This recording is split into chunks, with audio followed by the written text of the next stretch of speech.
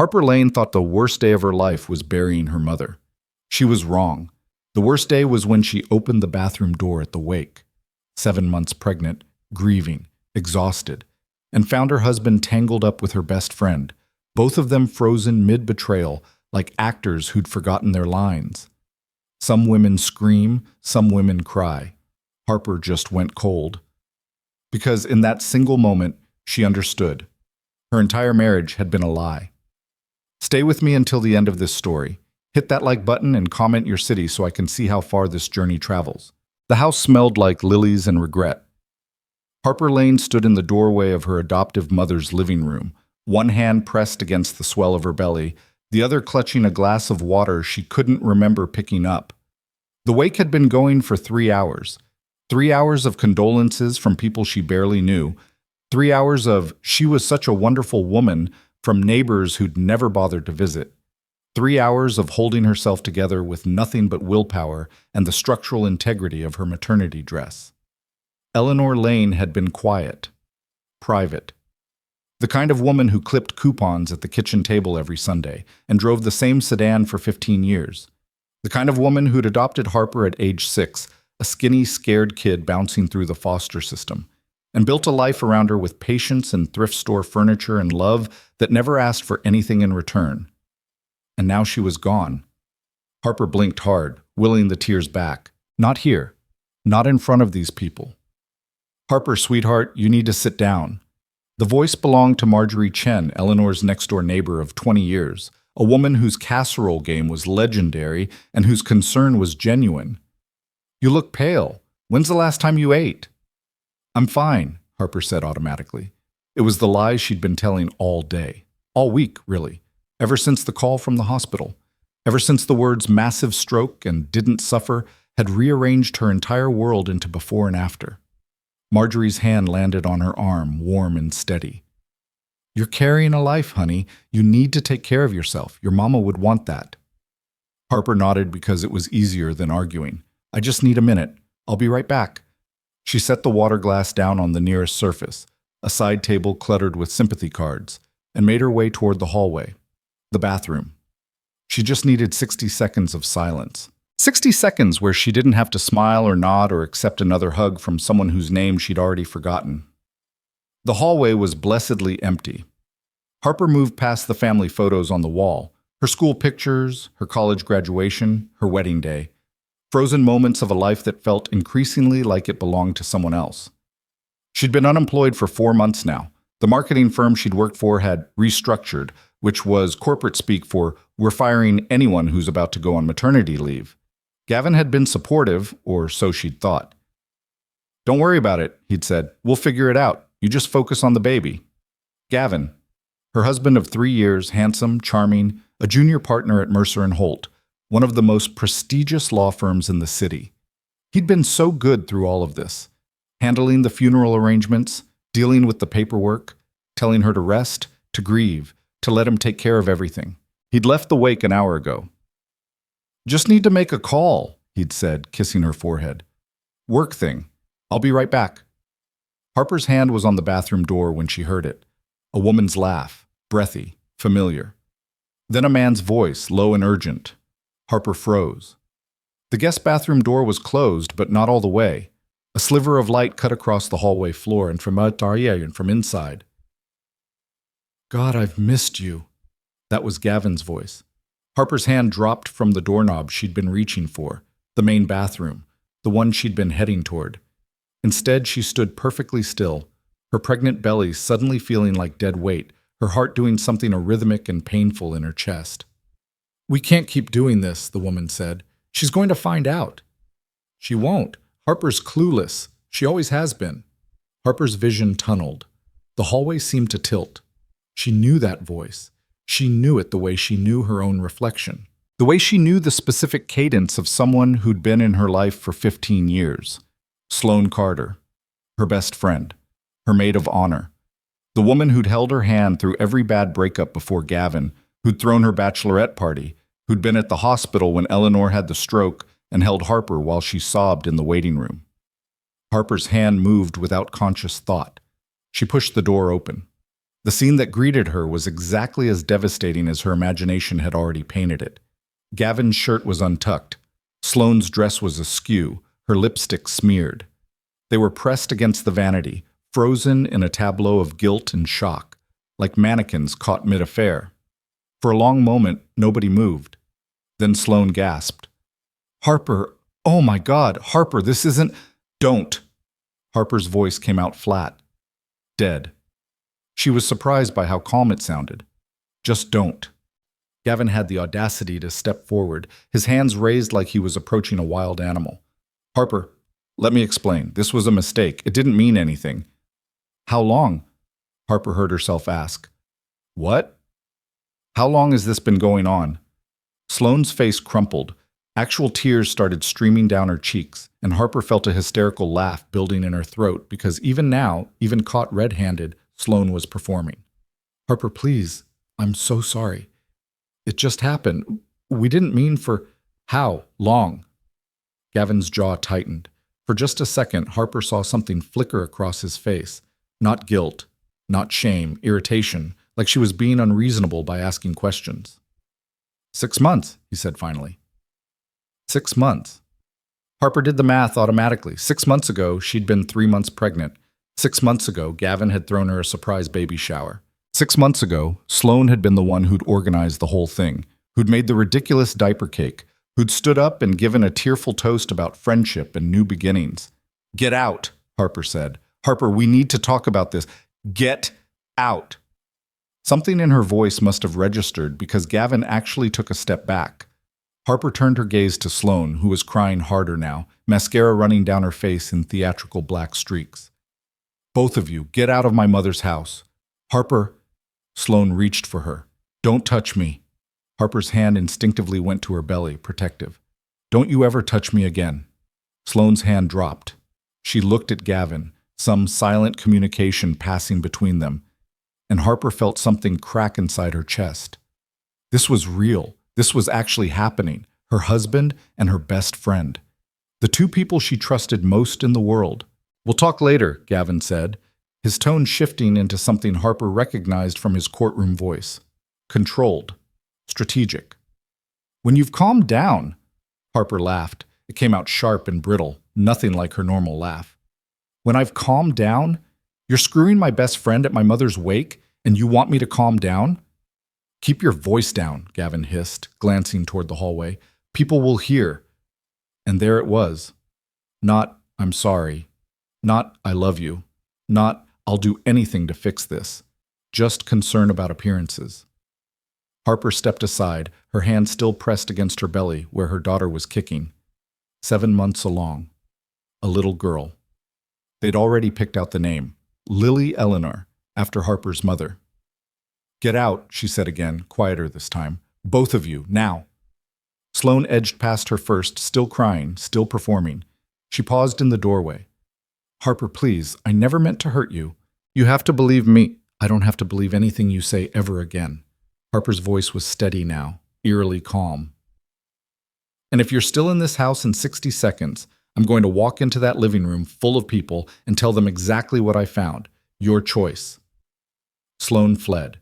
Gavin lingered, and for a moment Harper thought he might actually apologize. Might actually show some shred of the man she'd married.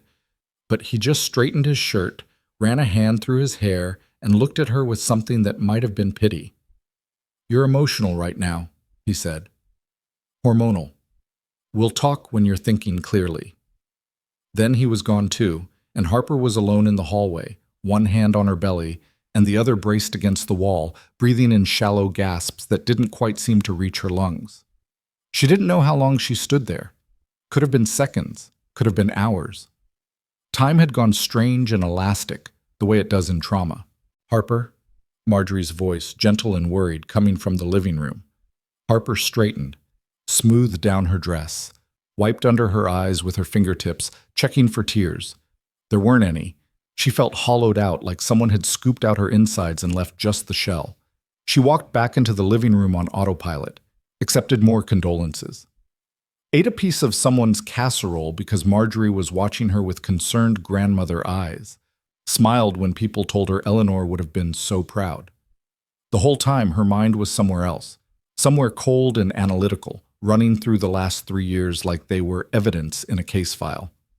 The late nights Gavin had claimed were work. The girls' trip Sloane had invited her on, but then canceled at the last minute. The way Gavin had been so supportive when she'd lost her job, not because he cared, but because it made her dependent, easier to control. She'd been so stupid. No, she stopped that thought in its tracks. She hadn't been stupid. She'd been trusting. There was a difference.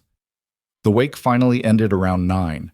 The last guest left with promises to check in that Harper knew would never materialize. Marjorie insisted on helping clean up, and Harper let her because the alternative was collapsing, and she wasn't ready to do that yet. "Where's Gavin?" Marjorie asked, packing leftover sandwiches into containers. "I thought he'd be here to drive you home." "He had to leave early. Work emergency." It was amazing how easily the lie came. Harper had spent the last 3 hours perfecting the art of normal, smiling, nodding, pretending her world hadn't just imploded. "That boy works too hard," Marjorie tutted. "You make sure he's taking care of you, especially now." "I will," Harper said. After Marjorie left, Harper locked the door and stood in the center of her mother's living room. The house was too quiet. All the voices gone, all the bodies cleared out, just Harper and the ghosts of better days. Her phone buzzed, a text from Gavin. "We need to talk. I'm staying at a hotel tonight. Give you some space. We'll figure this out tomorrow." Harper stared at the message for a long time. Then she blocked his number. She slept in her childhood bedroom that night, or tried to. The bed was the same one Eleanor had bought when Harper moved in at age 6, a twin with a white wooden headboard and a quilt Eleanor had made by hand. Harper lay on her side, one hand on her belly, feeling Lily kick and roll, and stared at the ceiling. At some point, she must have slept, because she woke to morning light and the sound of someone pounding on the front door.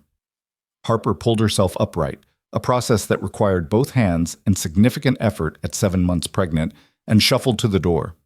Through the peephole, she could see 2 men in work uniforms standing on the porch. Behind them, a moving truck idled at the curb. She opened the door. "Can I help you?" The taller of the 2 men consulted a clipboard. "We're here for the Mercer pickup, furniture and personal items." Harper's blood went cold. "Excuse me?" "Your husband hired us to clear out the items on this list." He showed her the clipboard. It was a detailed inventory of her mother's house. The furniture, the dishes, the photographs, everything. "My husband," Harper said slowly, "has no authority to remove anything from this house." The man looked uncomfortable. "Ma'am, we're just doing our job. If there's a dispute, you'll need to take it up with him. We've got a signed contract and payment." Harper's phone, she'd unblocked Gavin's number out of morbid curiosity, buzzed with a new message. "Movers will be there at 8. I'm being generous, Harper. You're unemployed, you can't afford this house, can't afford a lawyer. Sign the divorce papers I'm having delivered today, and we'll make this easy. Fight me, and you'll lose everything." The phone buzzed again. Another message, including the baby. Harper's hand tightened on the doorframe. For a moment, the world tilted again, that same vertiginous feeling she'd had in the hallway yesterday. Gavin wasn't just leaving her. He was already planning to destroy her. "Ma'am?" The mover was still waiting. Harper forced herself to focus.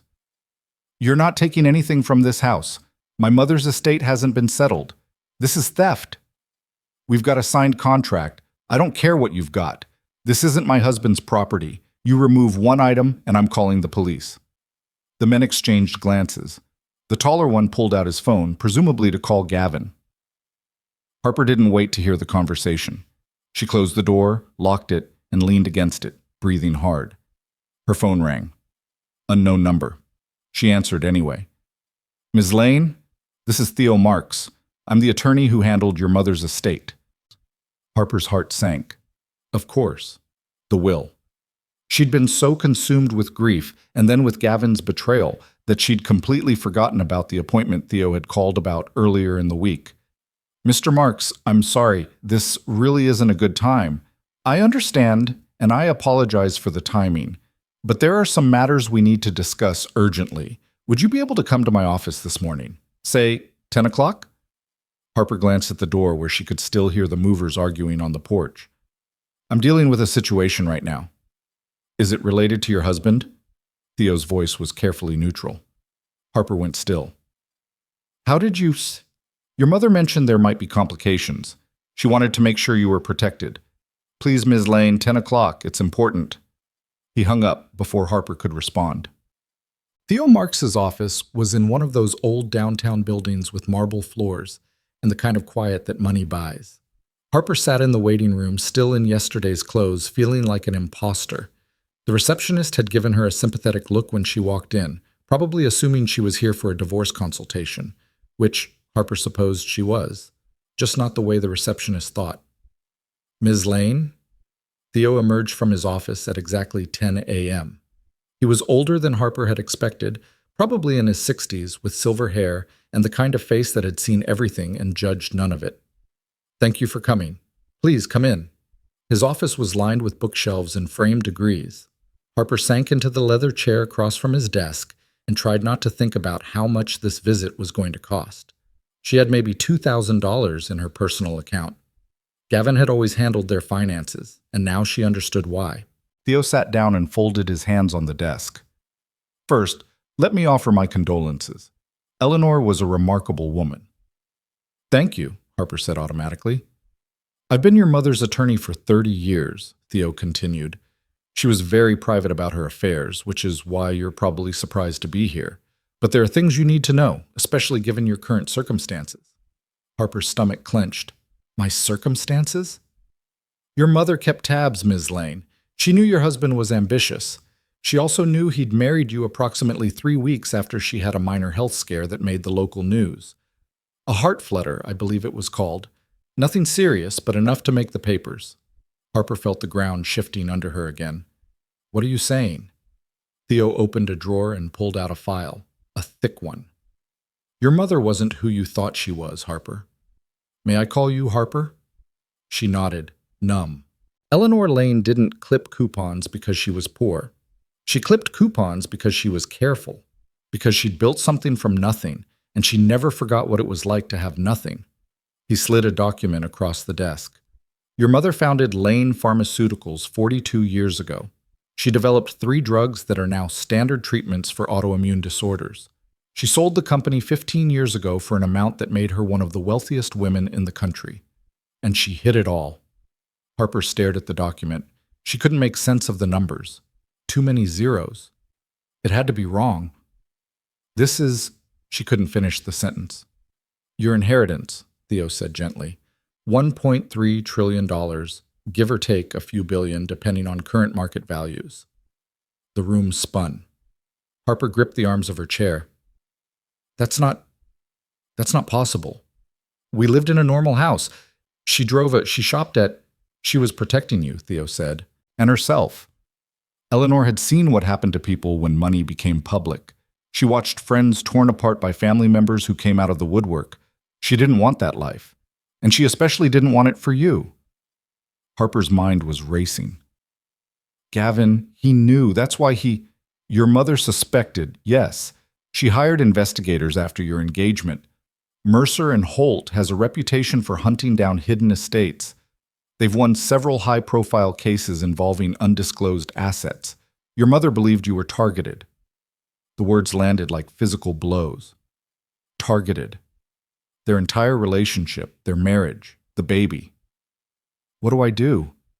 Harper's voice came out small, scared. Theo leaned forward. You keep it quiet, for as long as possible. The moment this becomes public knowledge, you'll be swarmed. Lawyers, investors, family members you've never met, charities, scammers. Everyone will want a piece, but more importantly, your husband will escalate. Right now he thinks you're vulnerable, poor, desperate. That's an advantage. An advantage? Harper's laugh was hollow. He's already sent movers to empty my mother's house. He's threatening to take my baby. And he'll try. He'll fight dirty because that's what he does. But Harper... Theo's expression softened. You're not defenseless. Your mother made sure of that. You can afford the best attorneys in the country, the best security, the best everything. But you need to be smart about when you reveal that. Harper looked down at her hands, at the simple wedding band Gavin had slipped on her finger 3 years ago. Lies. All of it had been lies. "I want a divorce attorney," she said quietly. "The best you know." Theo smiled. It wasn't a kind smile. It was the smile of a man who'd been waiting for her to ask exactly that question. "I know just the person," said. Diana Prescott's office made Theo's look modest. Floor-to-ceiling windows overlooked the city, modern art on the walls, furniture that probably cost more than Harper's car. Diana herself was exactly what Harper expected, immaculately dressed, sharp-eyed, with the kind of confidence that came from winning every battle she'd ever fought. She was probably in her 50s, though her skincare budget clearly rivaled a small nation's GDP. "Harper Lane," Diana said, shaking her hand with a grip that could crack walnuts. "Theo's told me about your situation. First question, do you want to win, or do you want to destroy him?" Harper blinked. "Is there a difference?" "Absolutely. Winning means you come out ahead. You get custody, you get a favorable settlement, you move on with your life. Destroying him means scorched earth. It means we take everything he values and burn it to ash. It means he remembers you for the rest of his life as the worst mistake he ever made." Diana smiled. It was terrifying. "I'm excellent at both, but I need to know which you want." Harper thought about Gavin's text, including the baby. She thought about 6 months of lies. 6 months of coming home to a husband who was sleeping with her best friend. 6 months of being played for a fool. "Destroy him," she said. Diana's smile widened. "Music to my ears.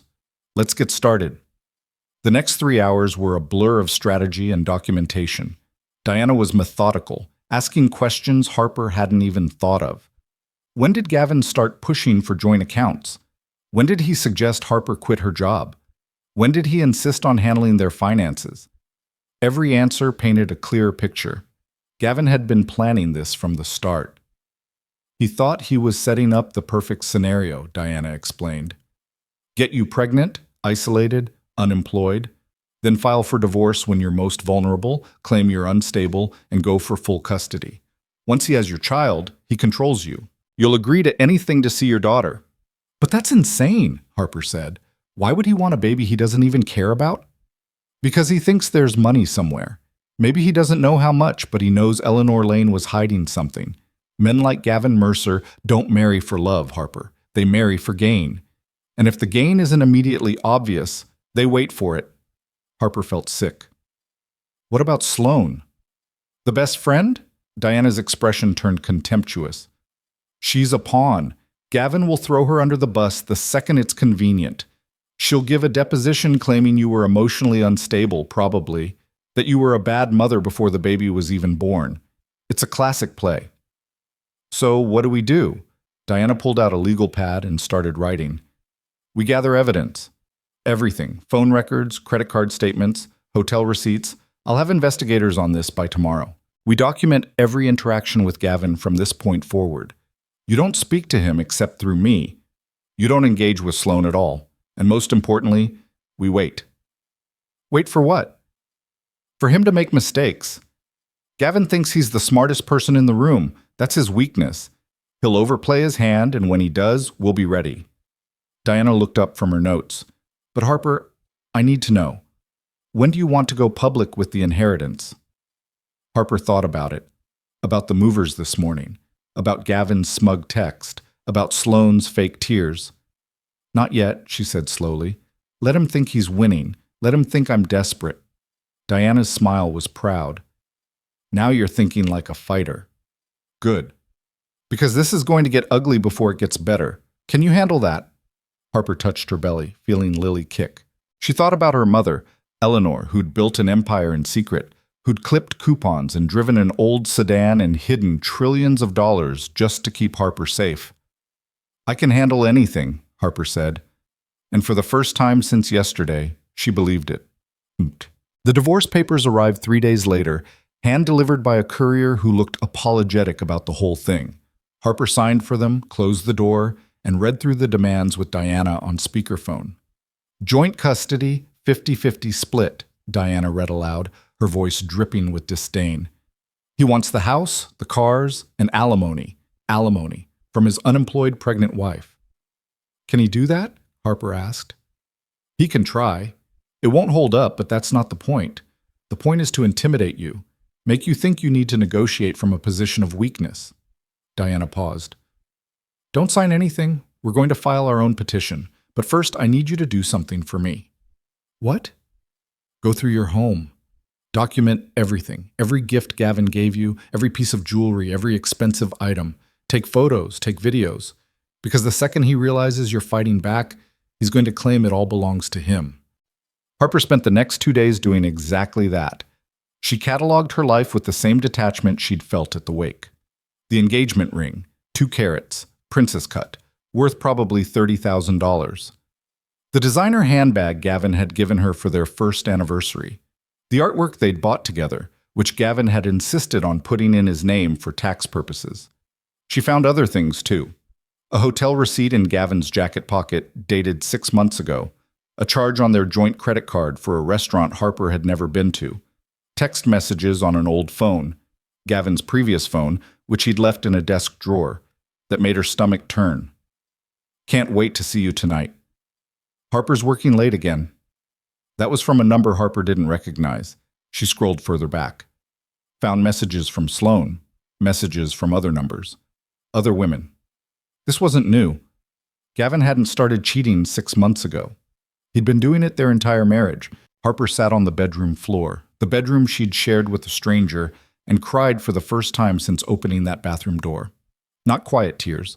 Ugly, gasping sobs that made her ribs ache and her daughter kick in protest. When she was done, she gathered every piece of evidence, photographed it all, and sent it to Diana. Diana's response was immediate. Perfect. Now we wait for him to move. Gavin moved faster than expected. A week after the divorce papers arrived, Harper got a call from Diana. He's filed a motion for emergency custody. Harper's blood froze. What? The baby isn't even born yet. I know, it's a long shot, and it probably won't hold up, but he's claiming you're mentally unstable, that you're a danger to yourself and the baby. He's got statements from witnesses. What witnesses? Sloan Carter, for one. She's claiming you had a breakdown at Eleanor's wake, that you've been erratic and emotional. There are others too, people from your old job, people from your neighborhood. He's been building a case. Harper felt the room closing in. This can't be happening. It is happening, but Harper, listen to me. This is good. How's this good? Because he's desperate. He's moving too fast, being too aggressive. That tells me he's worried. Maybe he's heard rumors about Eleanor's estate. Maybe he's just paranoid. Either way, desperate people make mistakes. Diana's voice hardened. We're going to fight this. I need you at my office tomorrow morning. We're filing a response, and we're going on the offensive. It's time to bring in the big guns. What do you mean? I mean it's time everyone learns who Gavin Mercer really is. The hearing was set for 2 weeks later. Harper spent that time in a strange limbo, simultaneously pregnant, grieving, and preparing for legal war. Diana's team worked around the clock, pulling together evidence, deposing witnesses, building a case that painted Gavin not as a concerned father, but as a calculating opportunist. The night before the hearing, Harper couldn't sleep. She sat in Eleanor's kitchen. She'd been staying in her mother's house, refusing to return to the home she'd shared with Gavin, and tried to imagine what tomorrow would bring. Her phone buzzed. A text from an unknown number. This doesn't have to be a fight. Sign the papers. Give me what I want. You can still see your daughter. Harper stared at the message. She knew it was Gavin. Knew he was trying one last time to manipulate her into submission. She deleted the message and went to bed. The courtroom was smaller than Harper expected. She'd imagined something grand, like in the movies, but it was just a regular room with wooden benches and fluorescent lighting. Diana sat beside her, immaculate in a navy suit, radiating controlled fury. Gavin sat across the aisle with his attorney, a man named Richard Voss, who had a reputation for winning ugly. Gavin didn't look at Harper. He kept his eyes forward, jaw tight, every inch the concerned father. Sloan was there too, in the gallery. She'd dressed conservatively, probably on Voss's advice, and she'd clearly been crying. Harper wondered if the tears were real this time, or just part of the performance. The judge entered. A woman in her 60s with reading glasses and an expression that suggested she'd seen every trick in the book and wasn't impressed by any of them. This is a hearing on Mr. Mercer's emergency motion for custody, she said, settling into her chair. Mr. Voss, You may begin." What followed was a character assassination disguised as concern. Voss painted Harper as unstable, erratic, incapable of caring for herself, let alone a child. He called Sloane to testify. "I've known Harper for 15 years, Sloane said, dabbing at her eyes with a tissue. "She's my best friend. But lately she's been different, angry, paranoid. At Eleanor's wake, she had a complete breakdown. She accused Gavin and me of horrible things that weren't true. I'm worried about her. I'm worried about the baby." Harper's fingernails dug into her palms. Diana put a hand on her arm, steadying her. "Cross-examination?" the judge asked. Diana stood. She didn't rush to the podium. She took her time, letting the silence build, letting Sloane squirm. "Ms. Carter," Diana said pleasantly, "you and Mr. Mercer have known each other for how long?" Sloane blinked. I'm not sure. A few years?" "Through Harper." "Through Harper. Right. And in those few years, have you ever been alone with Mr. Mercer?" "Objection," Voss said. "Relevance?" "I'm establishing the nature of their relationship, Your Honor." The judge nodded. "I'll allow it. Ms. Carter, please answer." Sloane's face was turning red. "I mean, maybe. We're all friends. Sometimes we'd run into each other. At hotels?" Diana pulled out a document. "Because I have credit card receipts showing Mr. Mercer paid for hotel rooms on 17 separate occasions over the past 6 months. And phone records showing calls between your number and his, often late at night. So let me ask again. Have you been alone with Mr. Mercer?" The courtroom went silent. Sloane's mouth opened and closed. No sound came out. "Ms. Carter?" It's not what You're under oath," Diana said, her voice gentle, lethal. "You testified that Harper had a breakdown at Eleanor's wake, that she accused you and Mr. Mercer of horrible things. What were those horrible things?"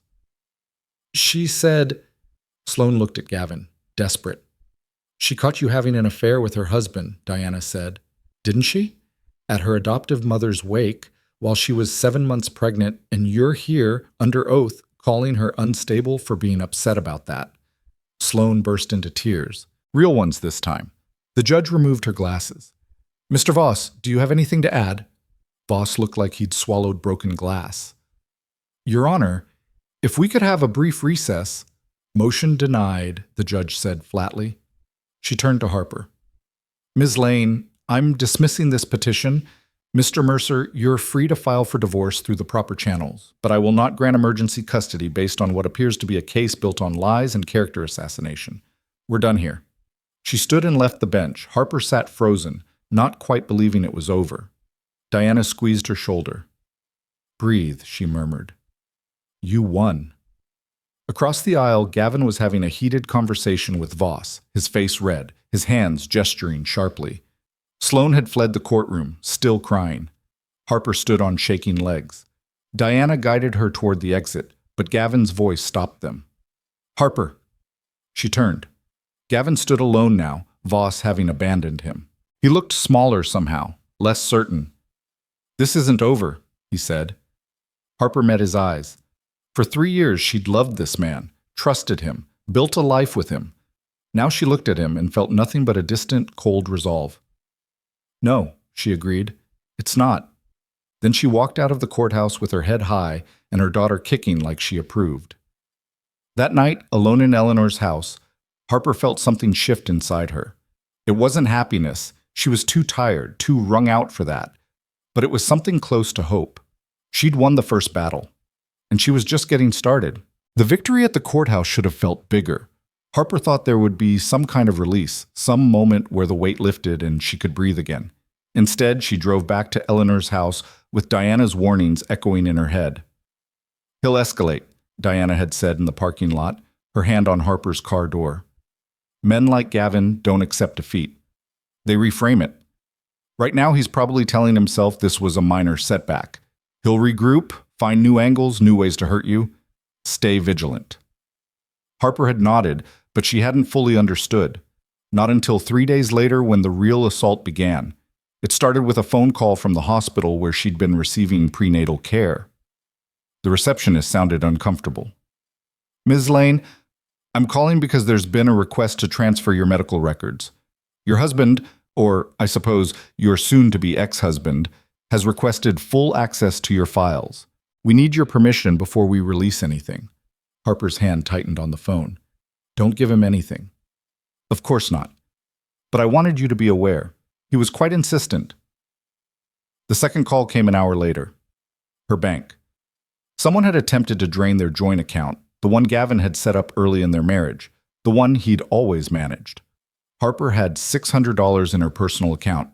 The joint account had held another $15,000. Had held. "I'm sorry, Ms. Lane," the bank manager said. "Your husband was an authorized user on the account. He withdrew the full amount this morning. Legally, we couldn't stop him." Harper sat at Eleanor's kitchen table and tried not to panic. $15,000. Not a fortune, but it was everything she had access to until Eleanor's estate cleared probate, which, according to Theo, could take weeks even with expedited processing. She had enough to cover groceries for maybe a month. After that, she called Diana. "He's trying to starve you out," Diana said, her voice tight with anger. "Classic abuser tactic: cut off your resources, make you desperate, force you to negotiate from a position of weakness. But Harper, listen to me. You are not weak. You are not powerless. We can front you emergency funds through the firm if needed." "No." Harper surprised herself with the firmness in her voice. "I'll manage. I just needed to tell you what he's doing." "Good. Document everything. Every attempt to access your records, every financial move. We're building a pattern of behavior, and Gavin's gift-wrapping the evidence." After Diana hung up, Harper sat in the silence of the kitchen and let herself feel it. The fear, the rage, the bone-deep exhaustion of being 7.5 months pregnant and fighting a war she'd never asked for. Then she stood up, made herself a cup of tea, and got to work. The house was full of Eleanor's belongings. Harper had been avoiding going through them, too raw from grief to face the tangible evidence of her mother's absence. But now she moved through the rooms with purpose, looking for anything that might help her understand the woman who'd raised her. She found the first letter in Eleanor's bedroom, tucked into a drawer beneath folded sweaters. The handwriting was Eleanor's, careful, precise, the script of someone who'd learned to write before computers made penmanship obsolete. "My dearest Harper," it began. "If you're reading this, I'm gone, and I'm so sorry. Sorry I couldn't tell you the truth while I was alive. Sorry I kept so much hidden. But I need you to understand why." Harper sank onto the edge of the bed, her hands trembling as she read. The letter told a story Harper had never heard. Eleanor hadn't just built a pharmaceutical company. She'd done it after losing everything: a first marriage that ended in violence, a daughter who died of an illness Eleanor couldn't afford to treat, years of poverty and struggle that had carved scars so deep they never fully healed. "I became wealthy," Eleanor wrote, "but I never stopped being the woman who once couldn't afford medicine for her dying child. I never stopped remembering what it felt like to be powerless. So I hid the money. I lived small. I made sure that if anyone came into our lives, they came for us, not for what we had. I wanted you to be loved for yourself, Harper, not for my fortune. I'm sorry if that decision caused you pain. I'm sorry if it left you unprepared. But I hope, in the end, you'll understand." Harper wiped her eyes. She did understand. Eleanor had given her the gift of a normal childhood, a life where she could trust people's intentions because there was nothing to gain from betraying her. Until Gavin. Until somehow the secret had leaked, or Gavin had suspected, or... Her phone rang. Unknown number. Harper almost didn't answer, but something made her pick up. "Ms. Lane? This is Bennett Holloway." The name meant nothing. "I'm sorry, who?" "I worked with your mother years ago when she was first building Lane Pharmaceuticals. I was her business partner for about 3 years before I sold my shares and moved into venture capital." He paused. "I'm calling because I heard about your situation, and I think you need to know something about your husband's law firm." Harper's pulse quickened. "What about them?" "Mercer and Holt has a specialty division.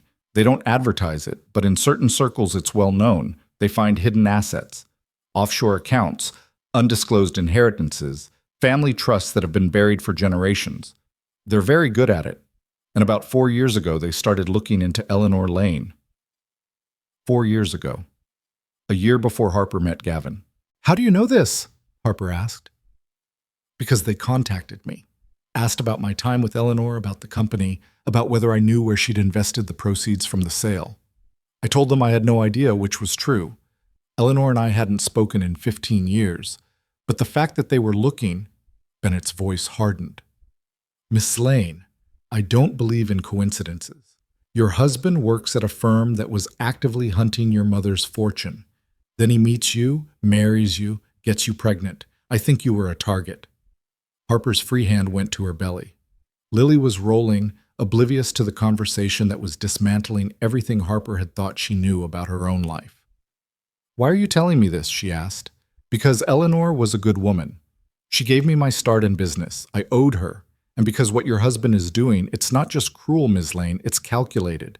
You need to know what you're up against. After Bennett hung up, Harper sat motionless for a long time. The letter from Eleanor was still in her lap. Outside, the afternoon sun slanted through the windows, painting the bedroom in golden light. Everything looked normal, peaceful. But underneath, the foundation of Harper's entire adult life was crumbling, revealing rot she'd never suspected. Her phone buzzed with a text from Diana. Need to see you tomorrow, 9 a.m. Urgent. Harper typed back, I'll be there. That night she had the dream again. The one where she was standing in the bathroom doorway watching Gavin and Sloane. Except in the dream, she couldn't move. She was frozen, her pregnant belly growing heavier and heavier until it pulled her to the floor. She woke gasping, her t-shirt soaked with sweat, Lily kicking hard enough to hurt. I know, Harper whispered, her hand on her belly. I know, baby girl. I'm scared too. Diana's office the next morning was crowded. Theo was there, along with two people Harper didn't recognize, a woman in her 40s with steel gray hair and a younger man who looked like he could break someone in half without trying. Harper, this is Margaret Chen and David Reeves, Diana said. Margaret specializes in corporate espionage and theft. David is head of security. We're bringing them in because this situation has escalated beyond a simple divorce. How? Harper asked, though she already suspected. Margaret opened a laptop. Your husband's firm, Mercer and Holt, has been under investigation by the state bar for the past 18 months. Multiple complaints about unethical practices, coercing clients, manufacturing evidence, intimidating witnesses.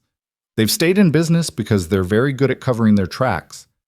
But we've been building a case. And your situation might be the crack we need. She turned the laptop toward Harper. On the screen was a spreadsheet. Names, dates, dollar amounts.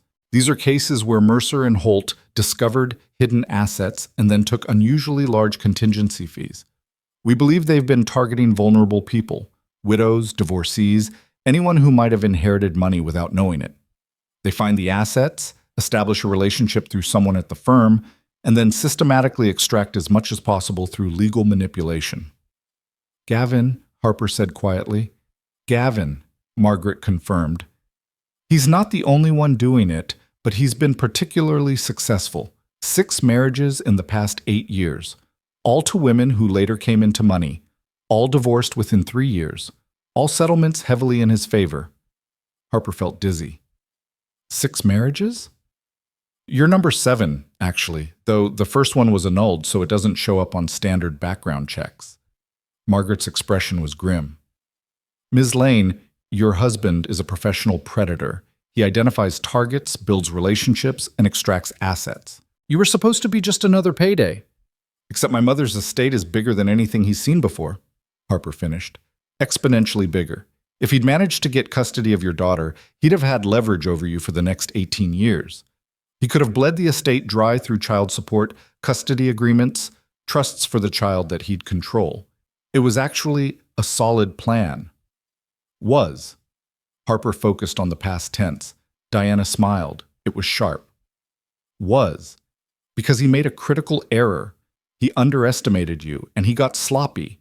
The move with the joint bank account, the attempt to access your medical records, the emergency custody petition built on lies. He's acting desperate. That tells us something scared him.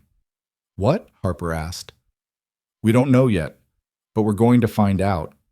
Diana gestured to David. This is where security comes in. David's going to do a full sweep of Eleanor's house and anywhere else you've been spending time. We're looking for surveillance devices, tracking software on your electronics, anything Gavin might be using to monitor you. Harper's skin crawled. You think he's watching me? I think he's a man who makes his living finding hidden information. So yes, I think it's possible he's been monitoring you, maybe for years. The sweep of Eleanor's house took 6 hours. David and his team went through every room with equipment that looked like something from a spy movie. They found 3 devices. One in the living room, hidden in a picture frame Harper didn't remember buying. One in the bedroom, tucked behind a heating vent.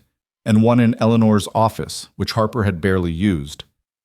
These are voice-activated, David explained, showing Harper one of the tiny black discs. High-quality stuff, expensive. They transmit to a receiver within 100 feet, which means someone's been close enough to listen in real time, or they've been collecting the data periodically. How long have they been here? Harper asked. Hard to say for certain, but based on the model, I'd guess at least 6 months, maybe longer. 6 months. The affair, the pregnancy, every conversation Harper had with Eleanor before she died, every call with Diana, every moment she thought she was alone. Gavin had heard all of it. We're going to use this, Diana said. She'd joined them in Eleanor's office, her eyes bright with the thrill of battle. This is illegal surveillance. It's a felony, and it gives us leverage. How? Harper was struggling to keep up, exhaustion making her thoughts slow and sticky. We're going to feed him false information. David's going to put the devices back, but we're going to modify them so we control what Gavin hears. We're going to make him think you're panicking, that you're running out of money, that you're willing to negotiate. Why would we do that? Diana's smile was predatory. Because when he thinks you're weak, he'll make his final play. He'll show us his whole hand, and then we'll destroy him. Over the next 2 weeks, Harper became an actress in her own life. She had carefully scripted conversations in Eleanor's living room, knowing Gavin was listening. She talked about being broke, about not being able to afford Diana's fees much longer, about maybe having to settle just to make the divorce go away before the baby came. It was harder than she expected. Every word felt like a betrayal of herself, like she was confirming every awful thing Gavin had ever thought about her. But Diana coached her through it. You're not actually weak, Diana reminded her. You're playing weak. There's a difference. You're in control here. Between the performances, Harper went through Eleanor's papers with Theo.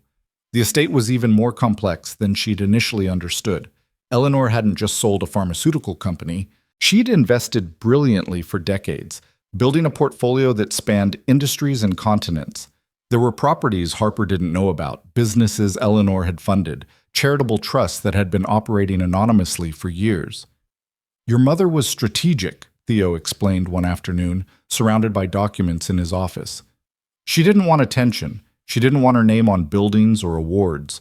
She wanted to do good quietly, and she wanted to make sure you'd be taken care of no matter what happened.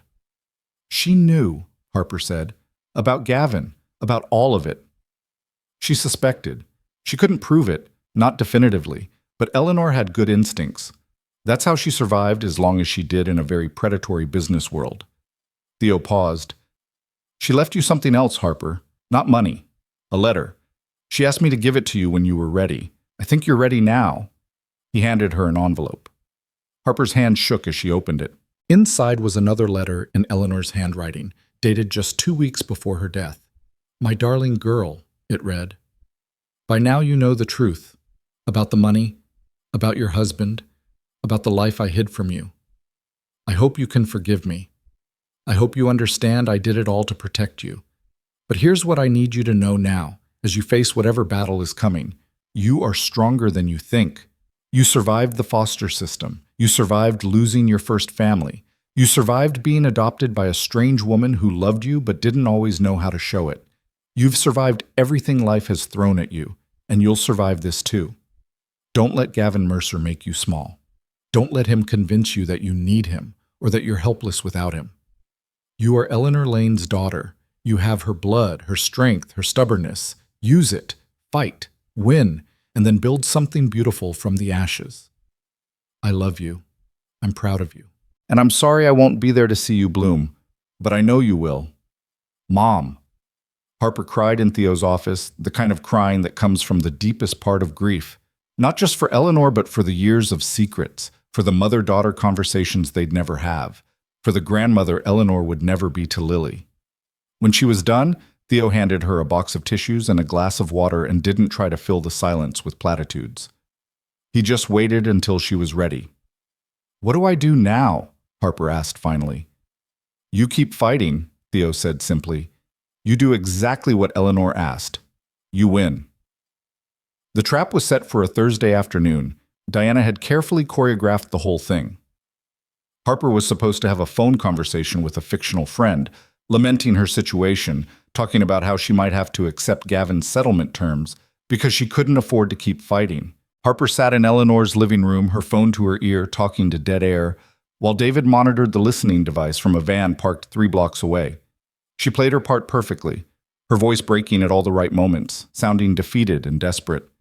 "I just can't do this anymore," she said to no one. "Maybe he's right. Maybe I should just sign the papers and try to get some kind of shared custody. At least then I'd have something left."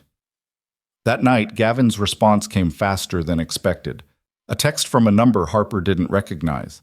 "Let's talk. Coffee tomorrow. Just the 2 of us. We can work this out like adults." Harper showed Diana the message. Diana's eyes gleamed. "Perfect. He thinks he's won. Now here's what you're going to do." The coffee shop was neutral territory, a chain location in a shopping center Harper had never been to before. Diana had insisted on having David's team sweep it first, make sure there weren't any surprises. Harper arrived exactly on time, her pregnant belly making the walk from the parking lot feel like a marathon. Gavin was already there, sitting at a corner table with 2 cups of coffee. He stood when he saw her, and for a second Harper saw the man she'd married, charming, solicitous, concerned. Then she blinked and saw the truth underneath. "Harper, thank you for coming." He pulled out a chair for her. "I ordered you decaf. Vanilla latte, right?" "I'm not staying long," Harper said, remaining standing. "What do you want, Gavin?" His expression flickered. Annoyance, quickly masked. "I want to talk. We've both been under a lot of stress. Things have been said, accusations made, but we're going to be parents, Harper. We need to find a way to make this work." "You mean you want me to sign your settlement?" "I mean I want us to be reasonable. You're running out of money. Diana Prescott is expensive, and you can't afford her. Your mother's estate is going to be tied up in probate for months, maybe years. You're going to have a baby in a few weeks. You need stability, security." He leaned forward, his voice dropping to that intimate register he'd always used when he wanted something. "I can give you that. We can co-parent. You can stay in Eleanor's house. I won't push for custody. We'll work out something fair." Harper looked at him, really looked, saw the calculation behind the concern, the strategy beneath the charm. She thought about Bennett Holloway's warning, 6 marriages. 7, counting her. Professional predator. "Fair," she repeated, "like it was fair to empty our bank account? To try to access my medical records? To put surveillance devices in my mother's house?" Gavin's face went blank, just for a second. Then he recovered, but Harper had seen it, the flash of panic. "I don't know what you're talking about," he said carefully. "The listening devices, Gavin, the ones David Reeves found. High quality, expensive, voice activated. You've been monitoring me for months, maybe longer." "That's insane, Harper. You're not thinking clearly. The pregnancy hormones—" "Stop!" Harper's voice was ice. "Stop lying. Stop pretending. I know everything. I know about the other wives. I know about your firm's investigation into my mother. I know you married me because you thought I was an easy target." Gavin's expression hardened. The mask finally dropped. "Prove it." "I don't have to prove it in a coffee shop, Gavin. I just have to prove it in court, and I will." Harper picked up her purse. "Diana wanted me to tell you something. The estate cleared probate yesterday. Eleanor's will is going to be public in 72 hours. Every asset, every dollar, every property. The whole world is going to know exactly what you were hunting for."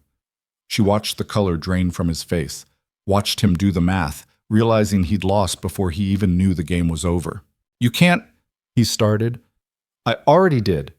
And Gavin, When it goes public, your firm is going to have some very interesting questions to answer about how you started courting me right after they began investigating Eleanor. I'm sure the state bar will be fascinated by the timeline." She turned to leave. "Harper." His voice was different now, sharp, mean, the real Gavin, finally. "You think you've won? You think having money changes anything? I'll make your life hell. I'll drag this out for years. I'll make sure you never have a moment's peace." Harper looked back at him. "You're welcome to try.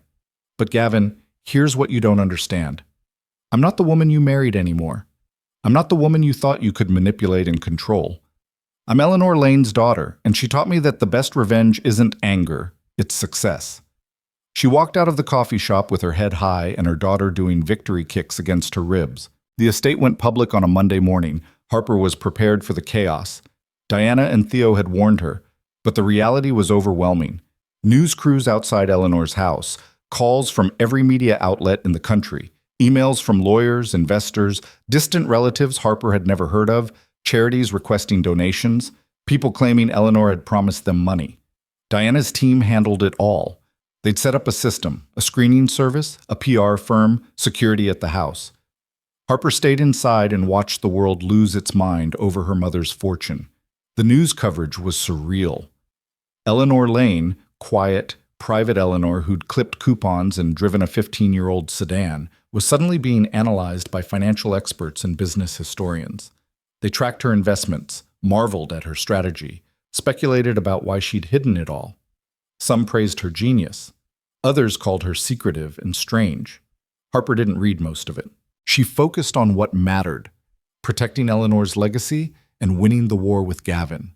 The war ended faster than expected. Within 24 hours of the estate going public, Richard Voss withdrew as Gavin's attorney.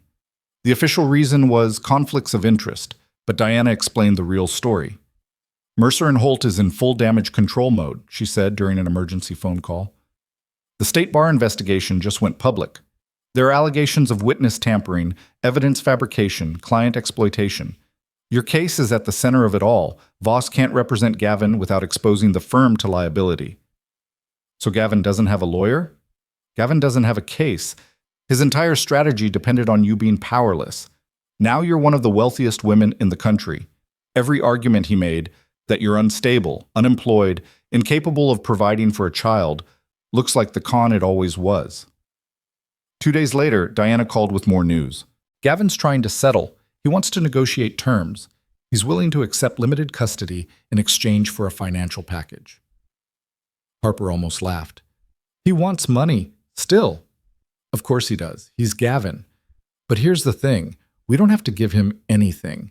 We have enough evidence of illegal activity to not only win the divorce, but potentially see him disbarred and criminally charged.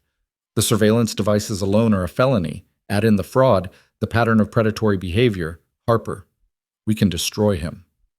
Harper thought about Eleanor's letter. "Build something beautiful from the ashes." "No settlement," she said. "No money. He gets supervised visitation when Lily's born, and that's it. And Diana? I want it all on record. Every lie, every manipulation, every crime. I want the court to know exactly who Gavin Mercer is." "That's my girl," Diana said, and Harper could hear the smile in her voice.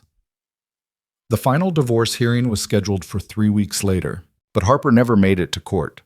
At 38 weeks pregnant, her water broke at 3 in the morning. Harper woke to dampness and pressure, her mind foggy with sleep until the next contraction hit, and suddenly she was fully, terrifyingly awake. She reached for her phone on the nightstand, her hands shaking as she dialed the number Diana had made her memorize. "It's happening," Harper said when Diana answered on the second ring. "The baby. I need to get to the hospital."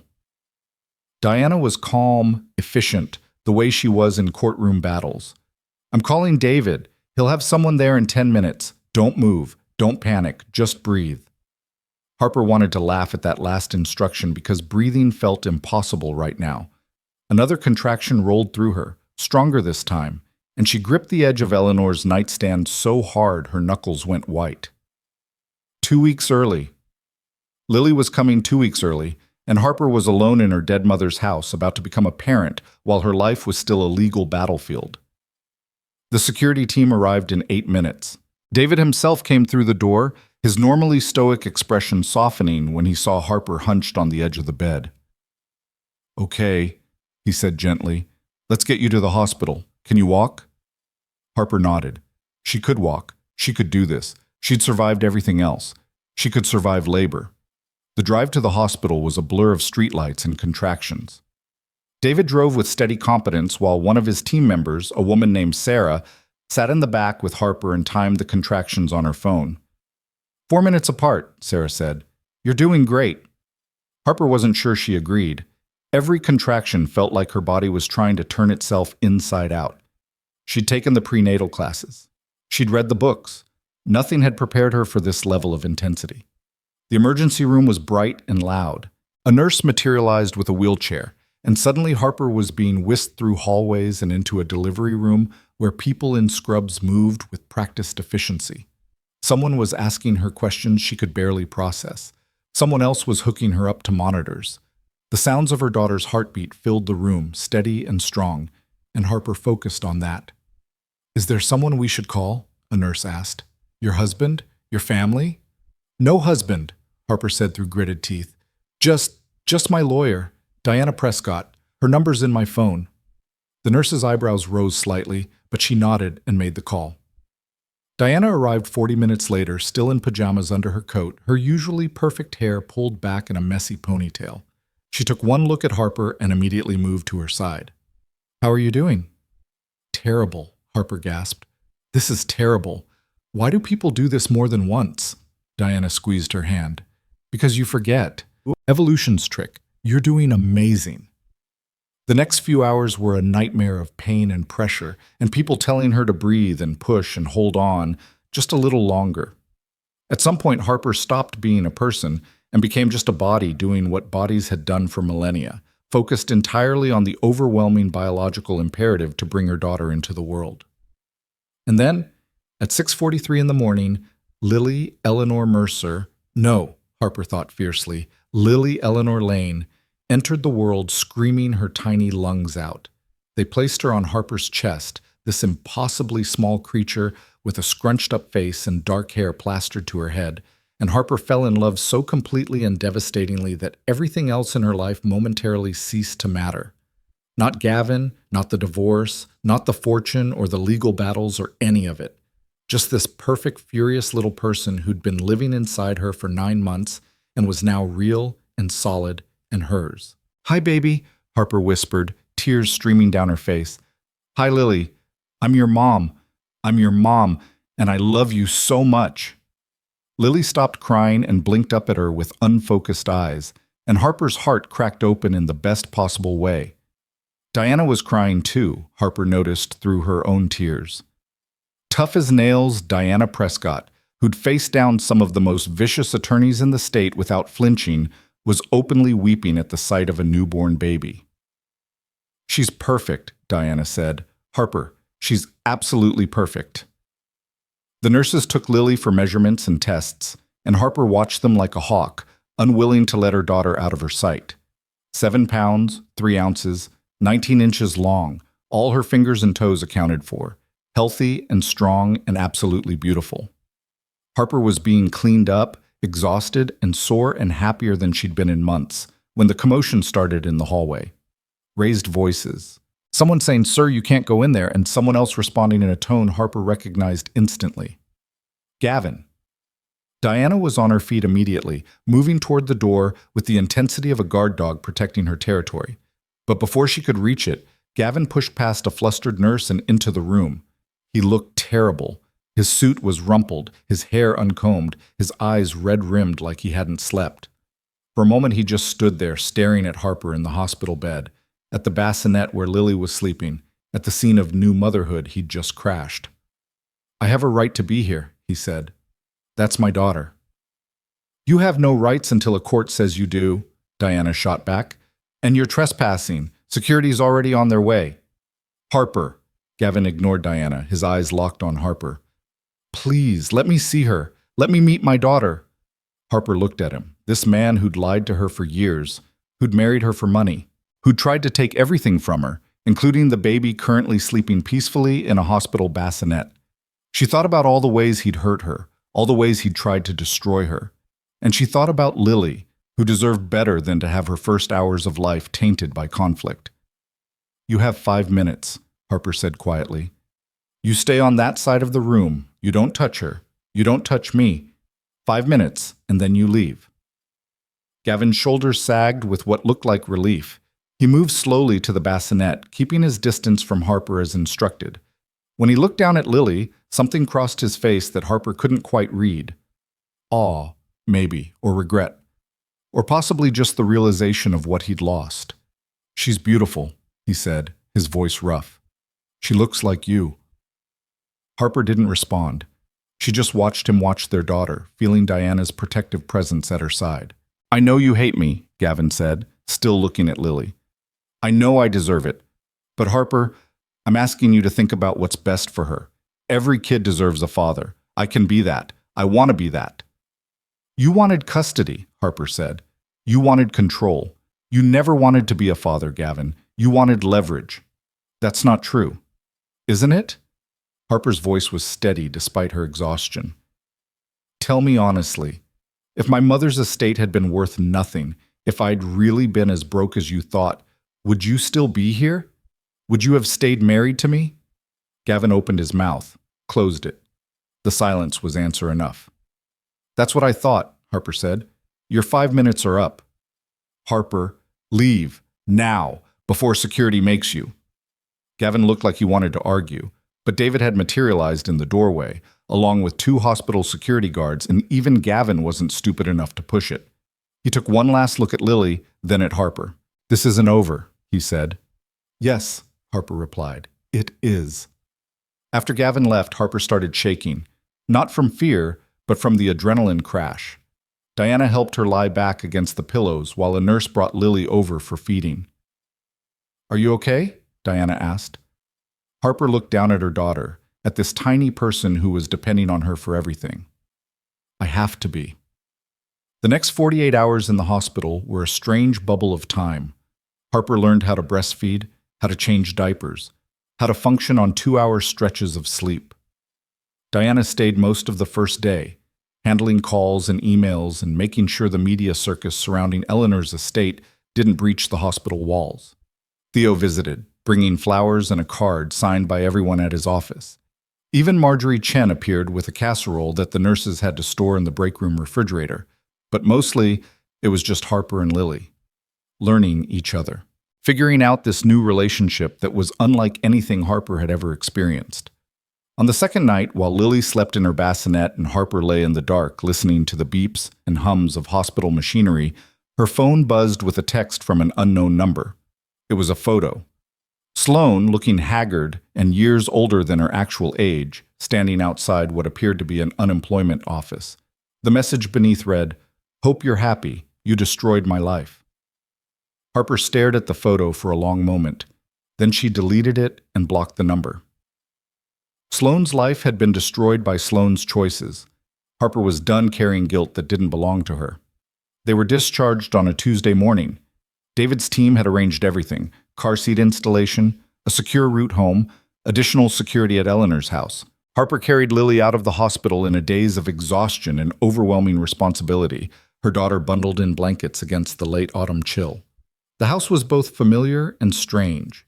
Harper had lived here as a child, had come back to it during her mother's final days, had made it her refuge during the divorce. But now she was bringing her own child here, and suddenly it felt different. Not like Eleanor's house anymore. Like the beginning of something new.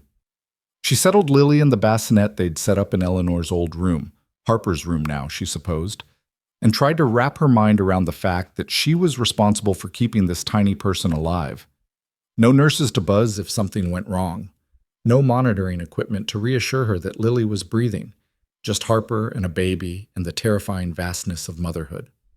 Lily woke crying at midnight, and 2 and 4. Harper fed her, changed her, rocked her, walked circles around the bedroom singing off-key lullabies. Somewhere around 5 in the morning, with Lily finally asleep on her chest and dawn starting to lighten the windows, Harper felt the full weight of everything that had happened crash down on her. She'd lost her mother, Her marriage had been a lie. Her best friend had betrayed her. She'd given birth alone except for her lawyer, and now she was sitting in a rocking chair at 5 in the morning with a newborn baby and more money than she could comprehend and absolutely no idea how to build a life from the wreckage of the old one. The tears came quietly. Harper didn't want to wake Lily, but they came anyway, hot and relentless, all the grief and fear and exhaustion she'd been holding back for months finally breaking through. Her phone buzzed. Diana, texting at an ungodly hour because apparently lawyers never slept. Gavin filed new motions, wants emergency visitation. Judge scheduled hearing for next week. You okay? Harper looked down at Lily's sleeping face, this perfect, innocent person who hadn't asked to be born into a war zone. And Harper realized something. She was done reacting, done defending, done playing Gavin's games on Gavin's terms. She typed back, "I'm ready. Let's finish this." The hearing was scheduled for the following Thursday. Diana spent the week preparing, building a case not just for winning custody, but for demolishing any claim Gavin might have to parental rights. The surveillance devices, the pattern of predatory behavior with previous wives, the evidence that he'd married Harper specifically to access Eleanor's fortune, the abandoned bank account and medical record breaches. It was damning, comprehensive, brutal. "This is going to get ugly," Diana warned her the night before the hearing. "Gavin's going to fight back. He'll try to paint you as vindictive, as using your wealth to exclude him from his daughter's life. Are you prepared for that?" Harper was nursing Lily in Eleanor's living room, the same room where she'd performed for Gavin's listening devices just weeks ago. Her daughter's tiny hand was wrapped around Harper's finger, holding on with surprising strength. "I'm prepared," Harper said, "because it's not about Gavin anymore. It's about her. About making sure she grows up safe and loved and protected from people who would use her." Diana smiled. "Good answer." The courtroom was packed. News of the Lane estate had made Harper a public figure, whether she wanted to be or not, and her divorce from Gavin had become tabloid fodder. Cameras weren't allowed inside, but Harper could feel the weight of public attention pressing in from all sides. She'd left Lily with Sarah from David's security team, a former military woman who'd spent 3 days doing background checks and training before Harper felt comfortable leaving her daughter. It was the first time since the hospital that Harper and Lily had been separated, and Harper's arms felt empty and wrong. Gavin sat across the aisle with his new attorney, a woman named Patricia Odoms, who had a reputation for family law cases. Without Mercer and Holt backing him, Gavin had been forced to downgrade significantly. Odoms was competent, but not spectacular, and she looked uncomfortable with the spotlight this case had attracted. The judge was the same one who'd presided over Gavin's emergency custody petition, the one who'd seen through Sloane's testimony and dismissed his motion. She looked even less impressed with him now. "Mr. Mercer," she said after the preliminary statements, "you're requesting emergency visitation with your infant daughter. On what grounds?" Odoms stood. "Your Honor, my client hasn't seen his daughter since briefly at the hospital. Ms. Lane has completely cut off his access. He has parental rights that Mr. Mercer himself tried to weaponize," Diana interrupted, rising smoothly. "Your Honor, we have documented evidence that Mr. Mercer viewed this child not as a daughter, but as leverage, as a means to control my client and access her considerable inheritance." "That's a serious accusation, Ms. Prescott." "It's a well-documented accusation, Your Honor." Diana pulled out a file. Mr. Mercer installed illegal surveillance devices in Miss Lane's home. He systematically isolated her financially. He filed a fraudulent emergency custody petition based on false testimony. He has a pattern of predatory behavior spanning multiple marriages, all targeting women who subsequently came into money. This isn't about a father wanting to see his child. This is about a con artist trying to salvage his con. The judge turned to Gavin. "Mr. Mercer, how do you respond to these allegations?" Gavin stood. He'd cleaned up since the hospital. New suit, fresh haircut, the veneer of respectability firmly back in place. "Your Honor, I've made mistakes. I admit that. My marriage to Harper fell apart, and I handled it badly. But I'm still this baby's father. I have rights." "Rights you tried to abuse," the judge said dryly. "Ms. Prescott, you have evidence of these surveillance devices?" "We do, Your Honor. Photographs, forensic analysis, chain of custody documentation. We also have evidence that these devices were purchased using Mr. Mercer's credit card and installed during time periods when he had access to Miss Lane's residence. The judge examined the documents Diana presented. Her expression grew progressively colder. "Mr. Mercer," she said finally, "electronic surveillance of this nature is a felony. Are you aware of that?" Gavin's attorney jumped in. "Your Honor, we're not here to litigate criminal charges. No. But I'm certainly going to consider them when determining whether this man should have unsupervised access to an infant." The judge set the documents aside. "Ms. Prescott, what is your client seeking?" "Supervised visitation only, Your Honor. 2 hours per week at a neutral location with a court-appointed supervisor present. No overnight visits, no unsupervised contact. And we request that Mr. Mercer be required to complete a parenting course and undergo a psychological evaluation before any expansion of visitation is considered." "That's outrageous," Odoms protested. "Your Honor, my client is not a criminal." "Your client installed surveillance devices in the home of his pregnant wife," the judge said. "I'd call that criminal behavior. Ms. Prescott's proposal seems more than generous under the circumstances." She looked at Gavin, who'd gone pale. "Mr. Mercer, you have a choice. You can accept supervised visitation as outlined by Ms. Prescott, or we can proceed to a full custody trial, where I will be forced to examine every aspect of your character and behavior in excruciating detail. Given what I've seen so far, I don't think that process would end well for you. What's it going to be?" Gavin glanced at his attorney. Some silent communication passed between them. Finally, he nodded. "I'll accept the supervised visitation," he said quietly. "Smart choice." The judge signed an order. "Visitation will begin in 2 weeks, pending completion of Mr. Mercer's parenting course. The court will appoint a supervisor. Any violations of these terms will result in immediate suspension of visitation rights." We're adjourned. Harper sat frozen as the courtroom emptied around her. She'd won. It was over. Gavin would have minimal access to Lily, always supervised, always controlled.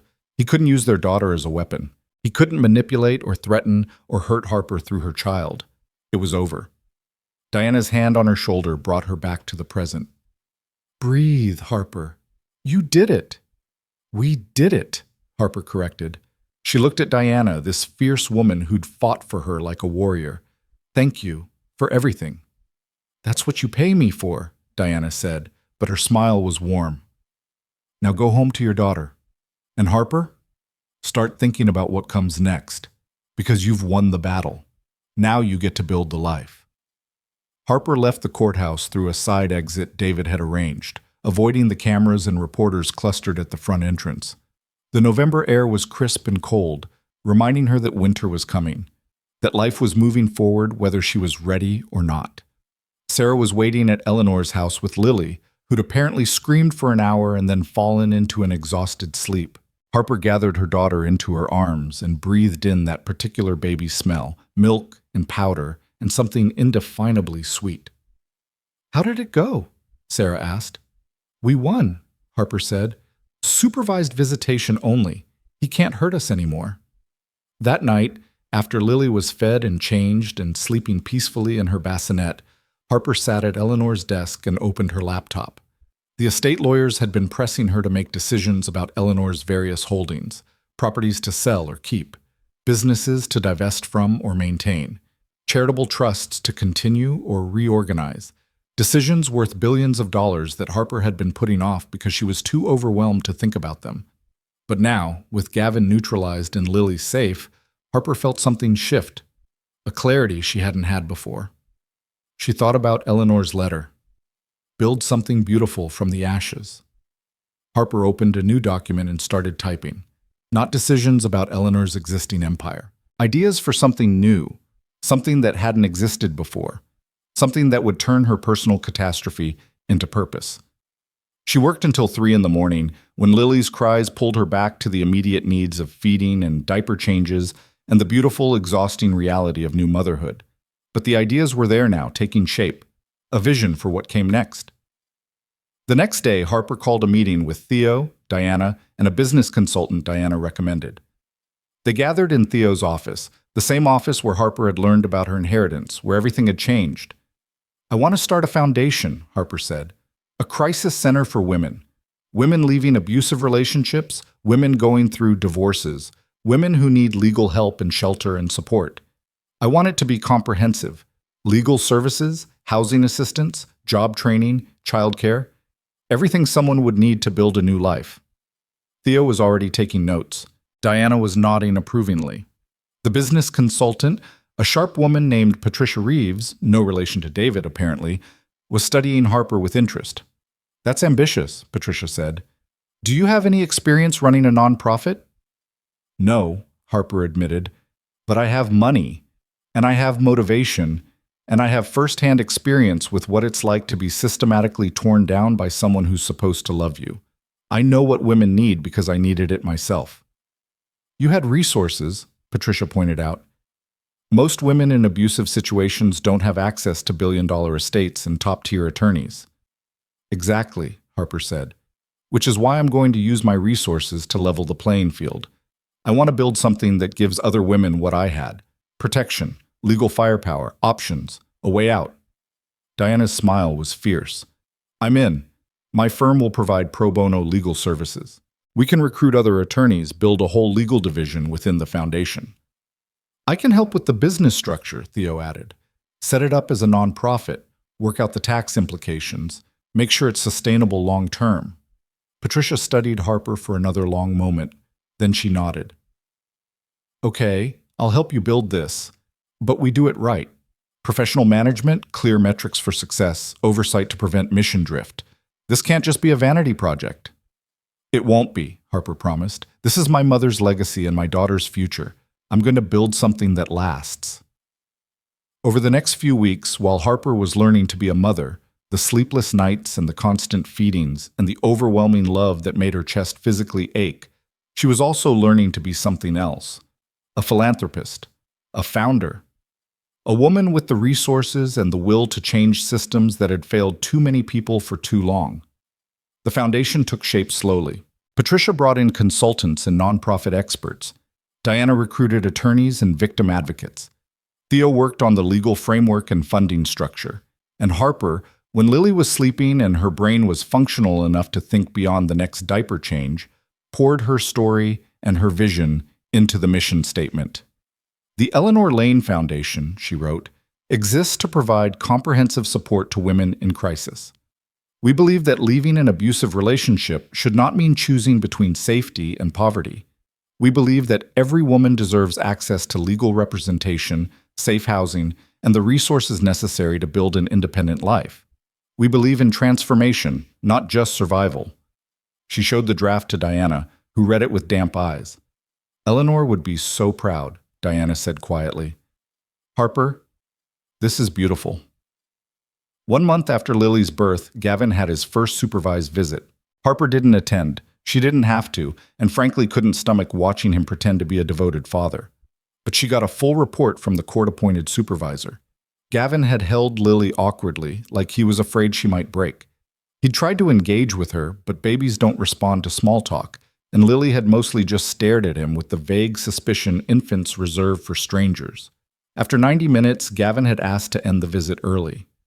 He seems uncomfortable, the supervisor noted in her report. Not abusive or dangerous, just unfamiliar with infant care and unsure how to interact with the child. Harper wasn't surprised. Gavin had never wanted to be a father. He'd wanted leverage.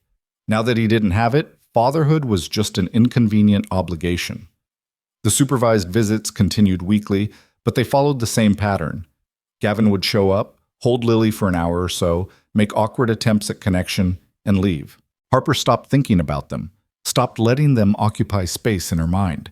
Gavin was becoming what he deserved to be, irrelevant. Meanwhile, the Eleanor Lane Foundation was becoming real. They'd secured office space in a renovated building downtown, hired an executive director, a woman named Michelle Torres, who'd spent 20 years in domestic violence advocacy and knew every pitfall and opportunity in the field, brought on staff attorneys and social workers and case managers. The official launch was scheduled for spring, when Lily would be 5 months old and Harper would theoretically have figured out how to function as both a single mother and a foundation founder. But even before the official opening, they were doing quiet work. helping women who found them through referrals, testing their systems, learning what worked and what didn't. Harper visited the office when she could, usually with Lily strapped to her chest in a carrier. She'd walk through the spaces they were building, the legal consultation rooms, the childcare center, the training facilities where women would learn job skills, and feel something unfurl in her chest. Hope, maybe. Or purpose. The sense that she was doing what Eleanor had asked, building something beautiful from the ashes. But beneath the hope and purpose, there was still grief. Still moments when Harper would see something, a mother and daughter at the grocery store, a family at the park, and feel the loss of Eleanor so acutely she could barely breathe. Still nights when Lily was sleeping and the house was quiet and Harper was alone with the weight of everything she'd survived. On one of those nights, 3 months after Lily's birth, Harper finally let herself read through all of Eleanor's papers. Not the legal documents and financial statements, but the personal things. Journals, letters, photographs from before Harper was adopted, when Eleanor had been someone else entirely. She found Eleanor's first daughter's death certificate. Sarah Elizabeth Lane died at age 4 from complications of juvenile diabetes, a disease that was treatable now thanks in part to drugs Eleanor's company had helped develop, but had been a death sentence 30 years ago when Eleanor was poor and desperate and powerless. Harper understood then. Why Eleanor had hidden the money, why she'd lived small and careful, why she'd been so determined to protect Harper from the predatory world that circled wealth like sharks. Eleanor hadn't just been protecting Harper, she'd been healing herself, building the life she wished she'd had when Sarah was sick, creating safety where there had been none. Harper held the death certificate in her hands and cried. For Sarah, who'd never had a chance. For Eleanor, who'd lost everything and built it back into something meaningful. For herself and Lily, and all the messy, complicated ways love and loss shaped a life. When the tears finally stopped, Harper carefully filed the certificate away and went to check on Lily. Her daughter was sleeping peacefully, one tiny fist curled near her face, completely unaware of the legacy she'd inherited. 2 grandmothers, one who'd died too young, one who'd lived long enough to ensure Harper had everything she needed to survive. Harper kissed Lily's forehead gently. "We're going to be okay," she whispered. "We're going to take everything they left us and build something extraordinary, I promise." And standing there in the quiet darkness, Harper finally believed it. The dissolution of Gavin's life happened faster than Harper expected. She heard about it in pieces, through Diana's updates and occasional news articles, and the strange grapevine that existed among wealthy people and their lawyers. It started with Mercer and Holt. The state bar investigation that had been simmering in the background exploded into public scandal 2 months after the custody hearing. Diana called Harper on a Tuesday morning, her voice tight with satisfaction. "Turn on the news, Channel 7!" Harper was nursing Lily, so she awkwardly fumbled for the remote with one hand while keeping her daughter secure with the other. The news anchor's face filled the screen, serious and concerned in that particular way that meant someone important was going down hard. Allegations of systematic fraud spanning nearly a decade. The law firm of Mercer and Holt, long considered one of the city's most prestigious practices, is now facing multiple felony charges, including witness tampering, fabrication of evidence, and conspiracy to commit fraud. The investigation centers on the firm's asset recovery division, which allegedly targeted vulnerable individuals and used illegal methods to locate and claim hidden inheritances. The screen cut to footage of federal agents walking out of Mercer and Holt's downtown offices carrying boxes of files. Harper watched, transfixed, as the camera panned across the firm's elegant lobby, now crawling with law enforcement. Among those named in the indictment, the anchor continued, is junior partner Gavin Mercer, who is accused of using romantic relationships to gain access to Target's financial information. According to court documents, Mercer allegedly married multiple women specifically to access hidden assets, a pattern prosecutors are calling matrimonial fraud on an unprecedented scale. Lily had stopped nursing and was looking up at Harper with those unfocused baby eyes, oblivious to the fact that her father's life was currently imploding on live television. "This is everything," Diana said over the phone. "Everything we documented, everything we suspected. The FBI's been building this case for 2 years. Your situation was just the final piece they needed." Harper felt something complicated twist in her chest. Not quite satisfaction, not quite sympathy, something in between. What happens now? Criminal trials, probably 18 months to 2 years before it all shakes out. But Harper, Mercer, and Holt is done. They're already losing clients. The partners are turning on each other.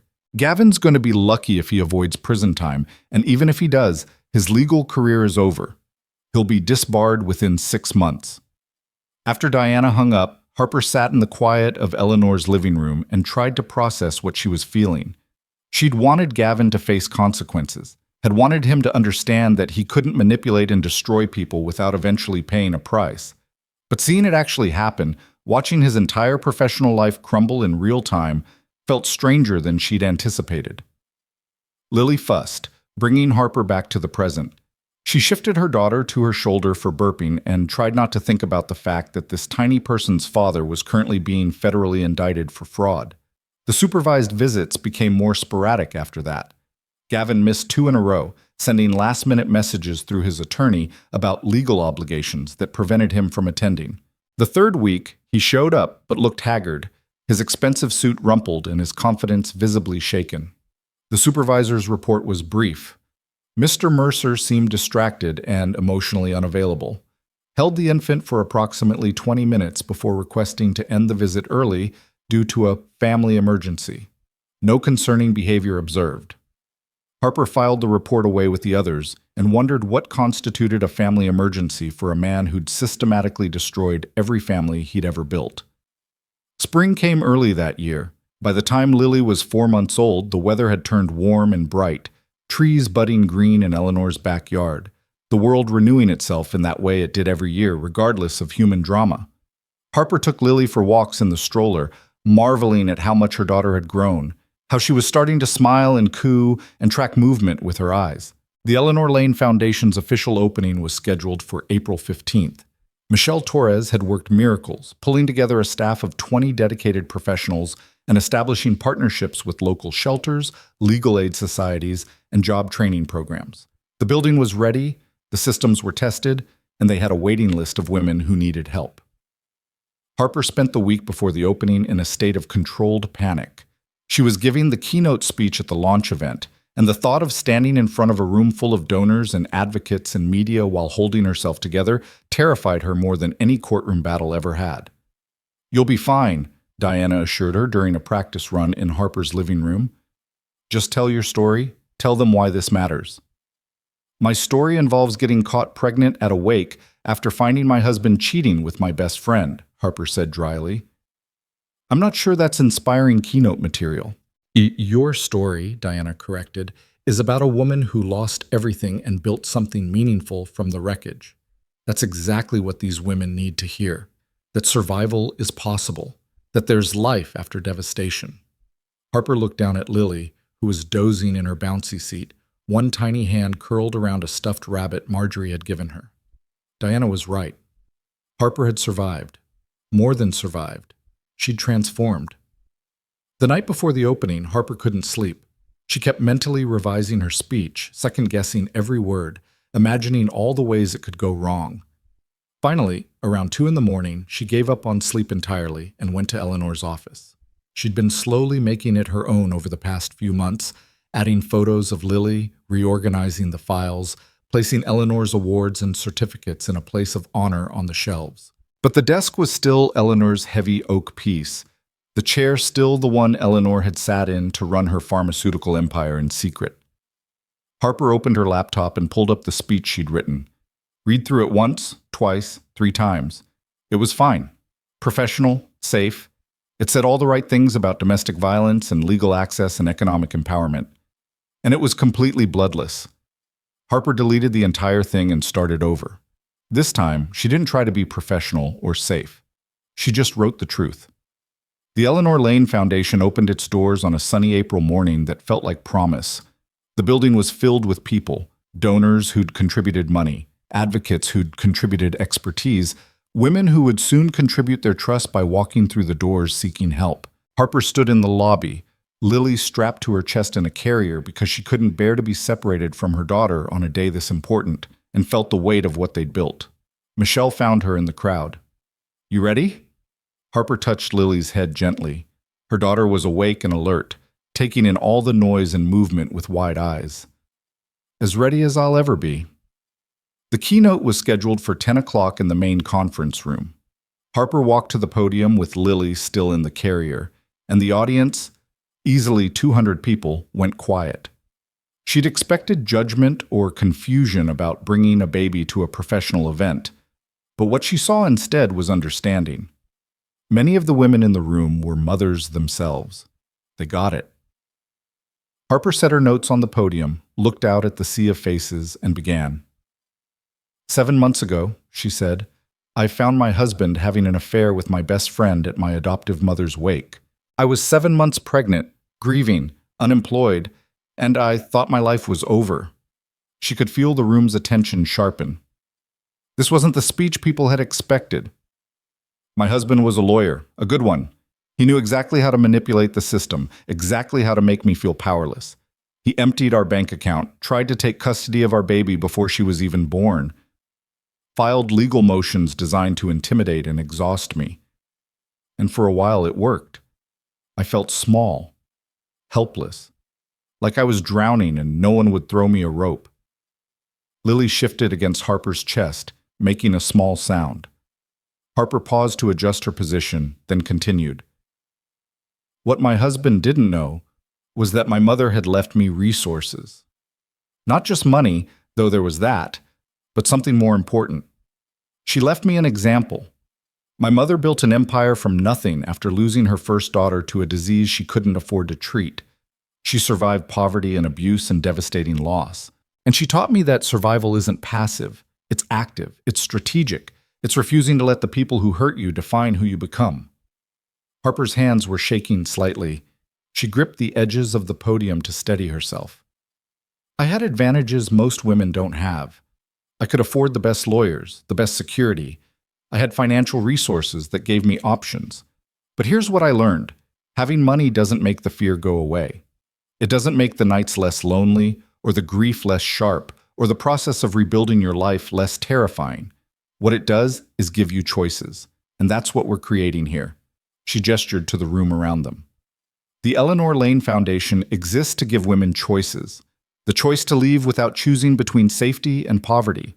The choice to fight back with real legal representation instead of drowning in a system designed to exhaust you. The choice to build new lives instead of just surviving in the wreckage of old ones. Harper's voice cracked slightly. She took a breath, steadied herself. My daughter is 4 months old. She'll never remember the man her father was before his life fell apart. She'll never know the version of me who was too scared to fight back. What she'll know is that when I had a choice between bitterness and purpose, I chose purpose. When I had a choice between hiding my pain and transforming it into something meaningful, I chose transformation. And I'm building this foundation so that other women will have those same choices. She looked down at Lily, who was staring up at her with those serious baby eyes, and felt something settle in her chest. Peace, maybe. Or just the certainty that she was exactly where she needed to be. We can't erase what happened to us, Harper said, looking back at the audience. We can't undo the betrayals or the violence or the years lost to men who saw us as targets instead of people, but we can choose what we build from the ashes, and I'm choosing to build this, a place where women don't have to choose between safety and survival, where having been hurt doesn't mean being helpless, where the end of one story is just the beginning of another. The applause started before she'd fully finished, building into something that felt like more than just appreciation. It felt like recognition. Like every woman in the room understood exactly what Harper was saying because they'd lived their own versions of it.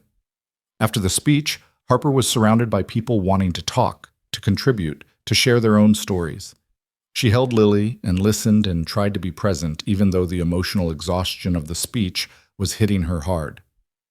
Michelle eventually rescued her, guiding her to a quiet office where Harper could nurse Lily and catch her breath.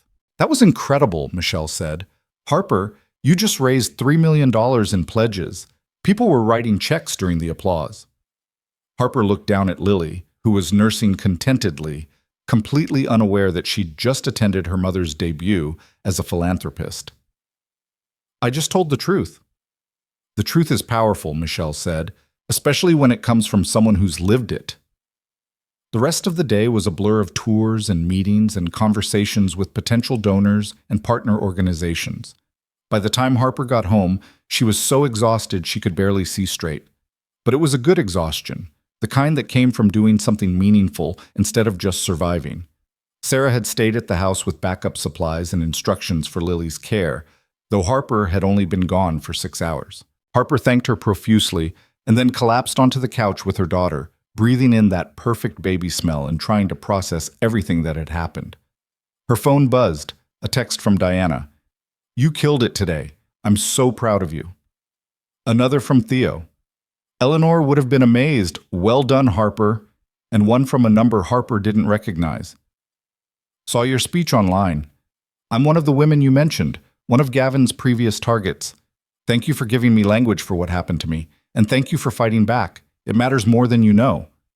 Harper read that last message 3 times, tears streaming down her face. This was why she'd built the foundation. Not for revenge. Not even really for herself. For all the other women who'd been targeted and manipulated and made to feel small. For everyone who needed to know that survival was possible and that they weren't alone. The Foundation's first official client walked through the doors on a Monday morning 2 weeks after the opening. Her name was Jasmine, and she had a black eye, 2 small children, and a restraining order that her husband had violated 3 times already. She sat across from one of the Foundation's attorneys with her hand shaking and her voice barely above a whisper. Harper watched through the conference room window as the attorney, a fierce woman named Rebecca, who'd left a high-powered firm to do this work, explained the services available. Legal representation at no cost, temporary housing while Jasmine got on her feet, job training and placement services, childcare so she could work, a case manager to help coordinate everything and make sure nothing fell through the cracks. Jasmine cried. Then she asked, "Why?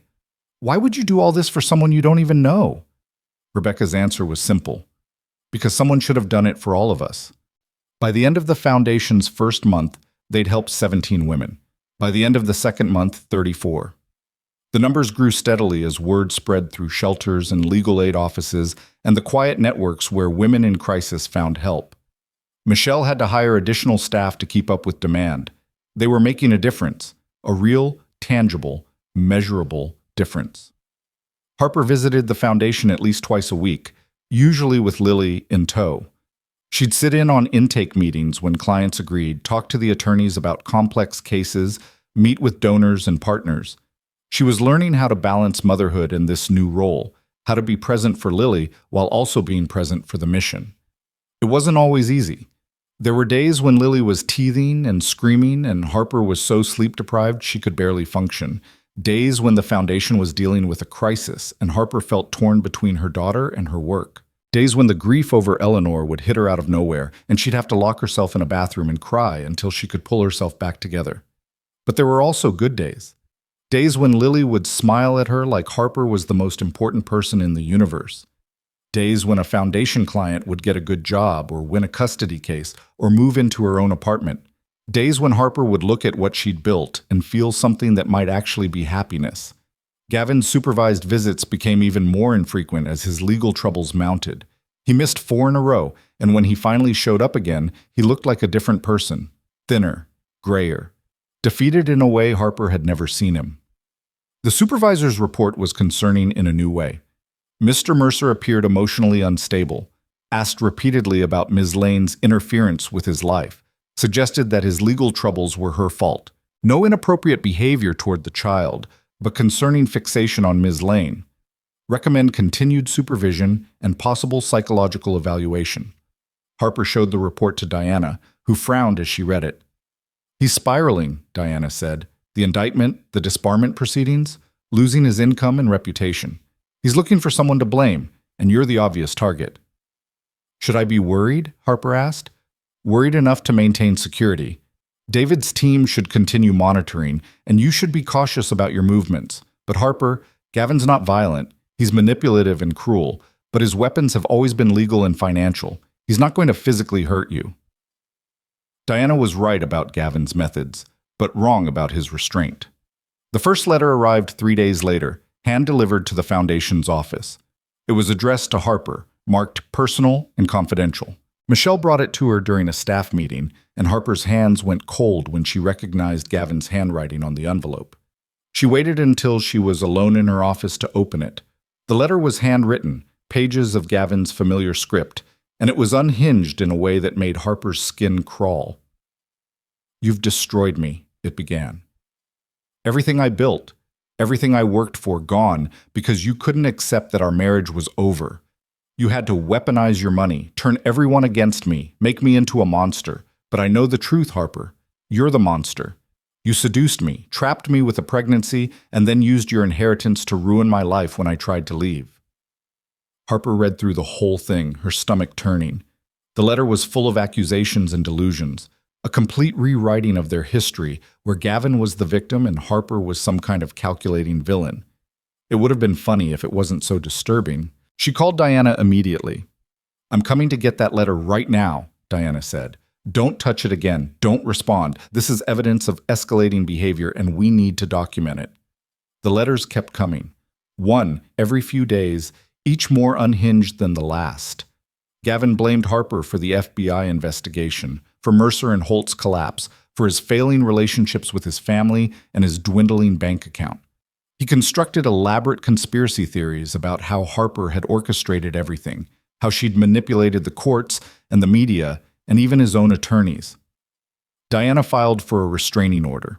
The judge granted it immediately, adding a provision that all contact between Gavin and Harper had to go through attorneys. The supervised visits were suspended pending a psychiatric evaluation. "He's having a breakdown," Diana explained after the hearing. "The narcissism is fracturing. He can't accept that his own actions caused his downfall, so he's created this alternate reality where you're the villain. It's textbook." "Is he dangerous?" Harper asked again. This time, Diana hesitated. "I don't know. Probably not. But we're not taking chances. David's team is increasing security around you and the foundation. If Gavin violates the restraining order, he goes to jail. Period." Harper went home that night and held Lily extra tight. Her daughter was 5 months old now, starting to laugh and grab at things, developing into a little person with preferences and moods. Lily would never remember these early months of danger and legal battles, would never know how close they'd come to a very different life. But Harper would remember, would carry the weight of it always. And she'd make sure that Lily grew up strong enough to protect herself from men like Gavin, smart enough to recognize manipulation, confident enough to fight back. The psychiatric evaluation ordered by the court came back 6 weeks later. Harper read through it with Diana in her attorney's office, Lily sleeping peacefully in her carrier while they discussed her father's deteriorating mental state. The psychologist's assessment was damning. Gavin showed signs of narcissistic personality disorder, delusional thinking, and an inability to take responsibility for his actions. He had fixated on Harper as the source of all his problems and showed no insight into how his own behavior had led to his current circumstances. The evaluator recommended ongoing therapy and advised against unsupervised contact with his daughter until he demonstrated significant progress. "So what happens now?" Harper asked. "Now?" Diana closed the file. "Now we go back to court and ask for complete termination of visitation rights."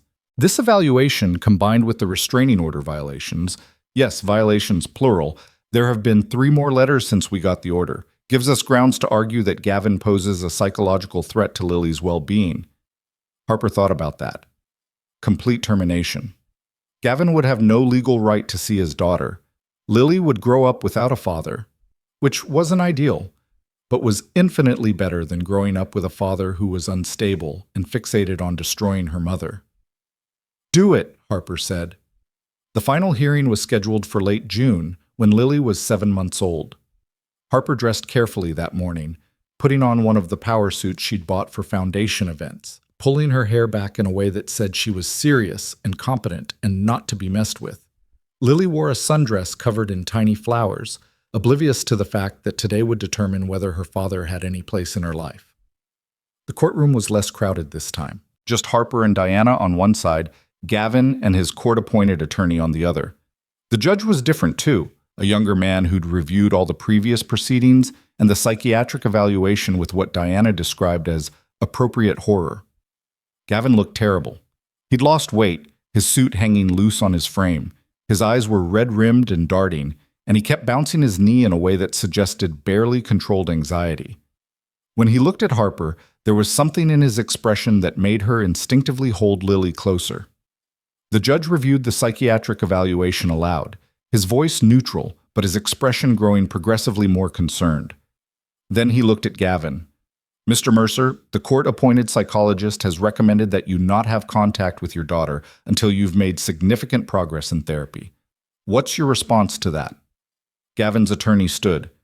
"Your Honor, my client disagrees with the evaluation. He believes he's been unfairly portrayed and that Ms. Lane has manipulated the system." "Has Mr. Mercer been attending the therapy sessions ordered by this court?" the judge interrupted. The attorney hesitated.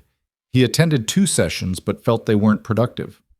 So he attended 2 out of 12 required sessions. The judge made a note. "And the restraining order violations, the letters that continued even after I explicitly ordered all contact to cease?" "My client was attempting to communicate his perspective. His perspective," the judge said dryly, "included calling Ms. Lane a manipulative witch and threatening to expose her lies to the world. That's not communication. That's harassment." He looked at Harper. "Miss Lane, what are you seeking from this court?" Harper stood, carefully settling Lily on her hip. Her daughter grabbed at her necklace, fascinated by the shine of it. "I'm seeking termination of all parental rights," Harper said clearly. "Not out of spite or revenge, but because my daughter deserves stability and safety. She deserves to grow up without the shadow of a father who sees her as a weapon against me. Mr. Mercer has shown repeatedly that he's incapable of putting Lily's needs before his own anger. I can't subject her to that." The judge nodded slowly. Then he turned to Gavin. "Mr. Mercer, do you have anything to say?" Gavin stood.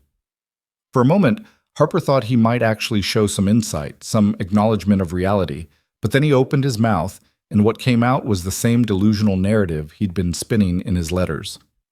"Your Honor, my wife has systematically destroyed my life.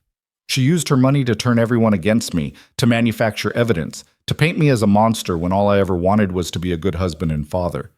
This is a miscarriage of justice. She should be the one on trial here, not me." The judge let him finish. Then, very calmly, he said, "Mr. Mercer, you're not on trial. This is a family court proceeding to determine what's in the best interest of your daughter. And based on everything I've seen and heard, allowing you continued access to this child would not serve her best interest." He signed a document with swift, decisive strokes. "I'm granting Ms. Lane's petition.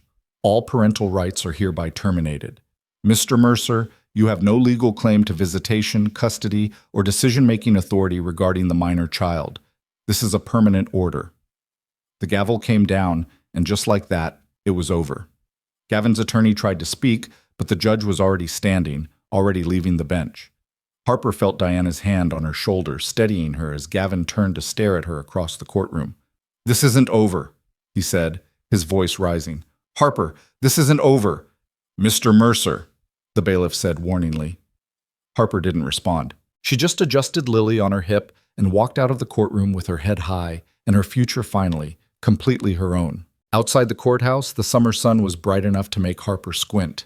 She stood on the steps with Lily in her arms, Diana beside her, and felt something she hadn't felt in over a year. Not quite peace, that would take longer to find, but something close. Relief maybe, or just the absence of constant fear. "How do you feel?" Diana asked. Harper looked down at Lily, who was gnawing on her own fist and making happy baby sounds. "Free," she said simply. "For the first time since I opened that bathroom door, I feel free." Diana smiled. "Good. Because you are. Gavin has no legal claim to you or Lily. The restraining order is permanent. He can't contact you, can't come near you, can't disrupt your life anymore. It's done." Harper nodded, but even as Diana spoke, she could feel the weight of unfinished business pressing on her. Gavin's rights were terminated, yes, but he was still out there, still spinning his delusions, still fixated on her as the source of his downfall. The rational part of Harper knew Diana was right. Gavin wasn't violent, just manipulative, but the part of her that had survived his systematic destruction couldn't quite relax. They walked to Diana's car, David following at a discreet distance. Security had become such a normal part of Harper's life that she barely noticed it anymore. The constant awareness of exits and sightlines, The practiced scan of crowds for familiar faces, the knowledge that someone was always watching to make sure she stayed safe. "What's next?" Diana asked as they reached the parking garage. "Besides celebrating." Harper shifted Lily to her other hip. "The foundation. We're opening 2 more locations by the end of the year. Michelle's already scouting properties, and I'm working with Theo on setting up an endowment that'll keep the whole thing funded in perpetuity. I want to make sure it survives no matter what happens." "What happens to you, you mean?" Diana said gently. Harper met her eyes. "Eleanor built something that lasted beyond her. I want to do the same. Not just for me, but for Lily. I want her to grow up knowing her grandmother's legacy became something that helped people. That our family's money didn't just sit in banks, it changed lives." Diana hugged her, carefully avoiding squishing Lily between them. "You're remarkable, you know that? I've seen a lot of people go through what you went through. Most of them just want to forget and move on. You turned it into purpose." After Diana drove away, Harper stood in the parking garage with David and Lily and tried to figure out what she was supposed to do next. Go home? Go to the foundation? Take Lily to the park and pretend this was just a normal day? Her phone buzzed, a text from Michelle. "Heard about the hearing. Congratulations. Also, we have a situation at the foundation if you have time." Harper typed back quickly. "On my way." The foundation had grown exponentially in its first 3 months.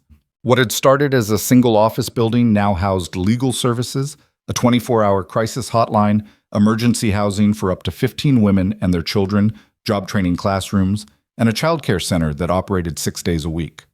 Michelle had hired 43 people, established partnerships with 17 other organizations, and helped over 100 women navigate their way out of dangerous situations. When Harper arrived, Michelle was in her office with a woman Harper didn't recognize. The woman was probably in her late 20s, painfully thin, with bruises on her arms that she was trying to hide with long sleeves despite the summer heat. "Harper, this is Amanda," Michelle said. "Amanda, this is Harper Lane. She founded this place." Amanda looked up, and Harper saw something in her eyes that was painfully familiar. That mixture of hope and terror, the desperate need to believe that escape was possible, warring with the bone-deep certainty that nothing would ever change. "I saw your speech," Amanda said quietly. "The one from the opening. Someone posted it online. You talked about making choices, about not being helpless. And I thought maybe—" Her voice broke. "I thought maybe if you could do it, maybe I could too." Harper sat down, settling Lily in her lap. "Tell me what's happening." Amanda's story poured out in fits and starts. An abusive husband, 3 kids under 5, no money, no job, no family willing to help because they thought she should work on her marriage. She'd tried to leave twice before, but both times she'd ended up back home because she had nowhere else to go and no way to support her children. "He's a doctor," Amanda said, and Harper heard the weight of it. The implicit understanding that people would believe him over her, that his professional reputation would shield him, that she was fighting an uphill battle against someone with resources and credibility. Everyone thinks he's amazing, charitable, kind. They have no idea what he's like behind closed doors. Michelle was taking notes, already building a case in her mind. Harper knew the pattern by now. They'd start with safety, get Amanda and her kids into secure housing today, tonight if possible. Then legal representation, a restraining order, custody filings, job training while that was happening, childcare so Amanda could work, a case manager to coordinate everything and make sure nothing slipped through the cracks. "You came to the right place," Harper said. "We're going to help you, all of you. And Amanda, the fact that your husband is a doctor doesn't make him untouchable. It just means he has further to fall when the truth comes out." Amanda's eyes filled with tears. "I'm so scared." "I know," Harper said, and she did. She remembered that fear with perfect clarity, the way it lived in your chest and made it hard to breathe, the constant vigilance, the exhaustion of pretending everything was fine. But being scared doesn't mean you're helpless. It just means you're human. And you're not doing this alone anymore.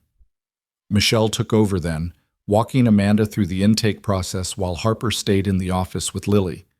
Her daughter was getting heavy, almost ready to start sitting up on her own, and Harper found herself wondering what Lily would remember of these early months. Probably nothing concrete, but maybe something deeper. maybe the knowledge, absorbed before language, that her mother had fought to keep her safe, that their lives had been built on a foundation of surviving something terrible and choosing not to let it define them. Harper's phone buzzed again. This time it was an unknown number, which usually meant nothing good. She almost didn't answer, but something made her pick up. "Ms. Lane, this is Detective Sarah Chen with the Fraud Division. I'm calling about Gavin Mercer." Harper's stomach dropped. "What about him?" "I wanted to give you a heads up before it hits the news. Mr. Mercer was arrested this morning on multiple counts of fraud, embezzlement, and conspiracy. The evidence we gathered during the Mercer and Holt investigation led us to discover that he'd been operating what essentially amounts to a matrimonial Ponzi scheme for the past 8 years. The charges carry significant prison time." Harper sat down hard. "How much time?" "If convicted on all counts, 20 to 30 years. And Ms. Lane, I want you to know, your cooperation with our investigation was instrumental. The documentation you provided about his pattern of behavior, the surveillance devices, the systematic financial abuse, it helped us connect the dots across multiple victims. You may have saved other women from what you went through." After the detective hung up, Harper sat in stunned silence. 20 to 30 years. Gavin would be in his 60s when he got out. His entire prime years spent in prison, paying for what he'd done to her and to all the women before her. She waited for the satisfaction to come, the vindication, the sense that justice had finally been served. But what she felt instead was something more complicated. Sadness, maybe, for the waste of it all. For the man Gavin could have been if he'd chosen differently. For Lily, who would grow up with a father in prison and all the complicated shame and confusion that came with that. But underneath the sadness was something else. A quiet, steady certainty that this was right. That Gavin's arrest wasn't about revenge or punishment for punishment's sake. It was about protecting the women he would have targeted next. About breaking a cycle of harm that had been spinning for years. Michelle found her 20 minutes later, still sitting in her office with Lily dozing against her chest. "You okay?" Michelle asked. "You look shell-shocked." Harper told her about the call. Michelle's expression shifted from surprise to grim satisfaction. "Good," she said firmly. "He deserves prison. And Harper, you need to hear this. What you did by fighting back, by documenting everything, by refusing to be intimidated into silence, you didn't just save yourself. You saved every woman he would have gone after next. That matters." "I know," Harper said. "I just wish—" She stopped, not sure how to finish the sentence. She wished Gavin had been different, that their marriage had been real, that Lily could have had a father worth knowing. "You wish it hadn't been necessary," Michelle finished gently. "You wish you'd married someone who actually loved you instead of someone who saw you as a mark. That's not weakness, Harper. That's being human." That evening, after Harper got home and put Lily to bed, she opened her laptop and looked at the news coverage of Gavin's arrest. His mugshot was everywhere, the same handsome face that had once charmed her, now haggard and defeated, staring at the camera with empty eyes. The articles detailed his crimes in clinical language. Multiple victims, systematic fraud, estimated damages in the millions. They mentioned Harper by name, though they were careful not to include too many details about her personal situation. Mostly they focused on the pattern, the calculated nature of his cons, the cold-blooded way he'd targeted vulnerable women. Harper read through it all with a strange detachment. This was her life, her marriage, her trauma being dissected for public consumption.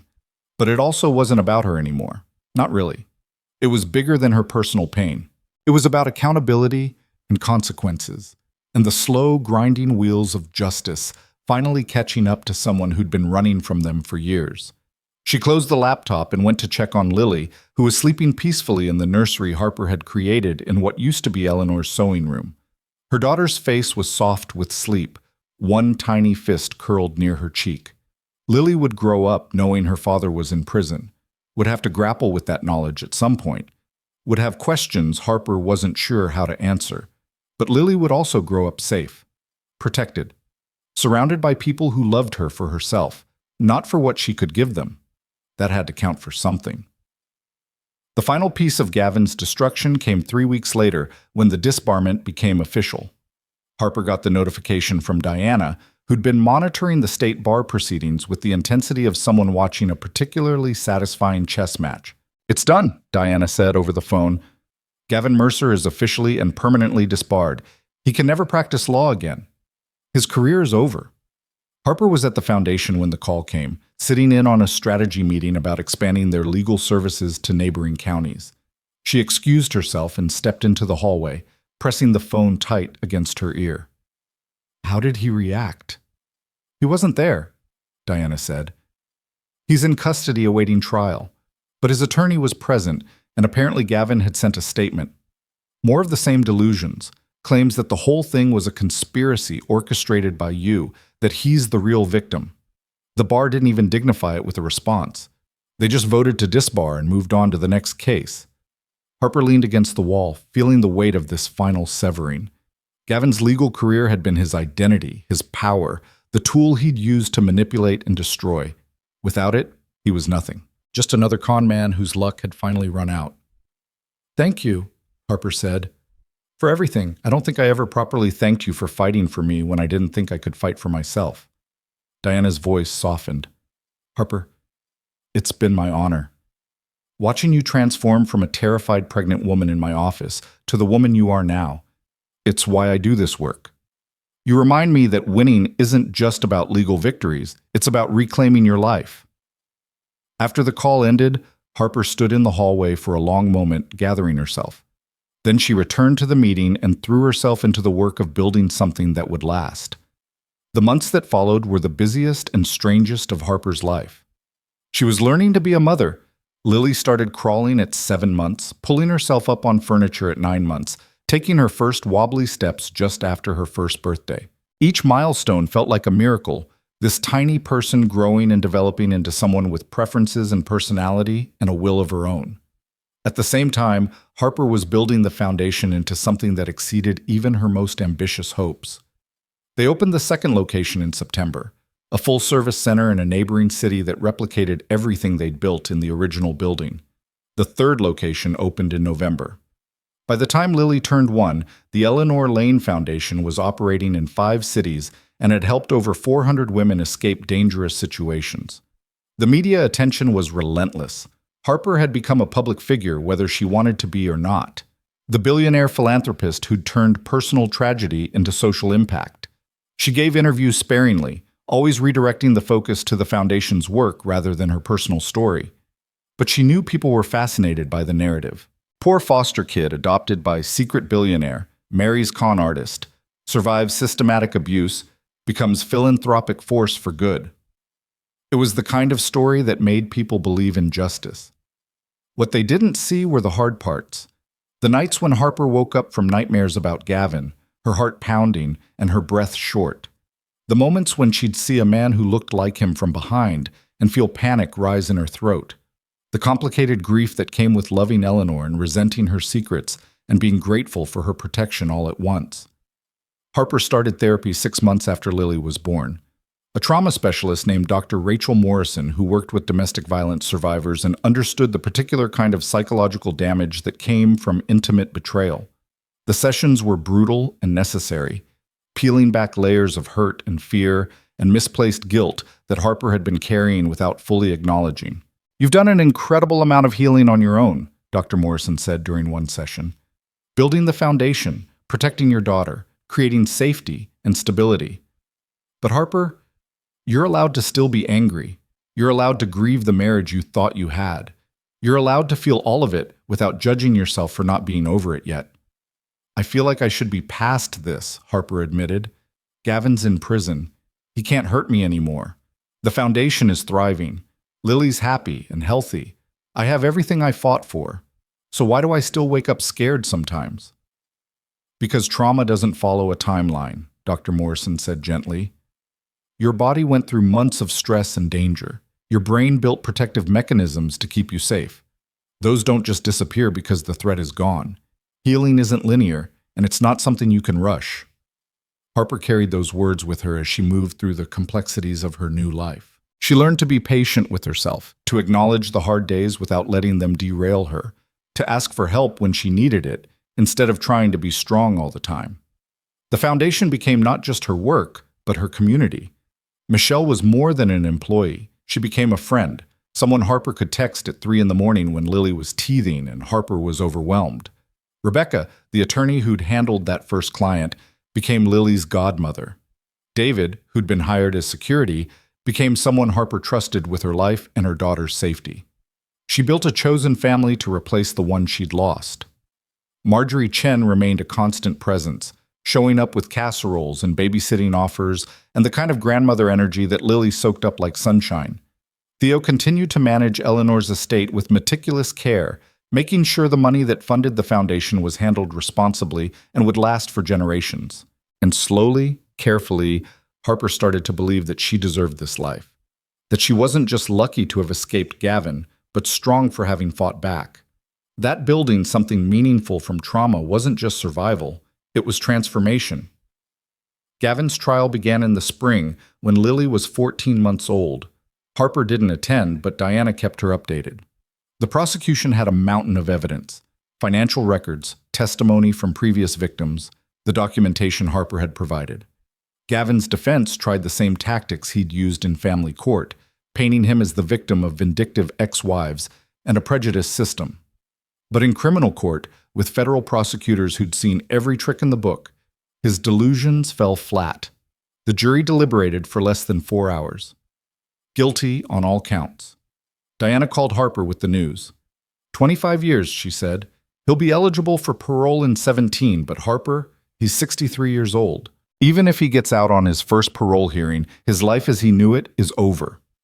Harper was at the foundation when she got the news, watching through the window as one of their clients, a woman named Jennifer, who'd arrived 6 months ago with nothing but bruises and terror, laughed with her kids in the childcare center. Jennifer had a job now, her own apartment, full custody of her children. She'd testified against her abuser and won. She was building a new life. Good, Harper said, and meant it, not with vindictiveness or celebration, but with quiet satisfaction. Justice had been served. The pattern had been broken. No more women would fall victim to Gavin's cons. That night, Harper put Lily to bed with extra gentleness, singing all her daughter's favorite songs and reading 3 bedtime stories instead of the usual one. Lily was talking now, stringing together 2- and 3-word sentences, and she babbled happily about Park and Birdie and Mama as Harper tucked her in. "I love you, baby girl," Harper whispered, kissing her daughter's forehead. "You're safe, you're loved, and you're going to grow up knowing how strong you are." After Lily was asleep, Harper went to Eleanor's office. Her office now, really, though she still thought of it as her mother's. She pulled out the letters Eleanor had left, the ones she'd read and reread dozens of times in the past year, trying to understand the woman who'd raised her. There was one letter she hadn't opened yet. Theo had given it to her on Lily's first birthday with instructions from Eleanor to read it when Harper felt ready to move forward. Harper had tucked it away, not sure when that moment would come. But tonight, with Gavin convicted and the foundation thriving and Lily sleeping peacefully down the hall, felt like the right time. She opened the envelope with trembling fingers. Inside was Eleanor's familiar handwriting, dated just days before her death. "My dearest Harper," it read. "If you're reading this, enough time has passed that you've survived whatever storm was coming. I knew Gavin was dangerous long before you did. I'm sorry I couldn't warn you more directly, couldn't protect you from the pain he'd cause. But I also knew you needed to fight this battle yourself, to discover your own strength.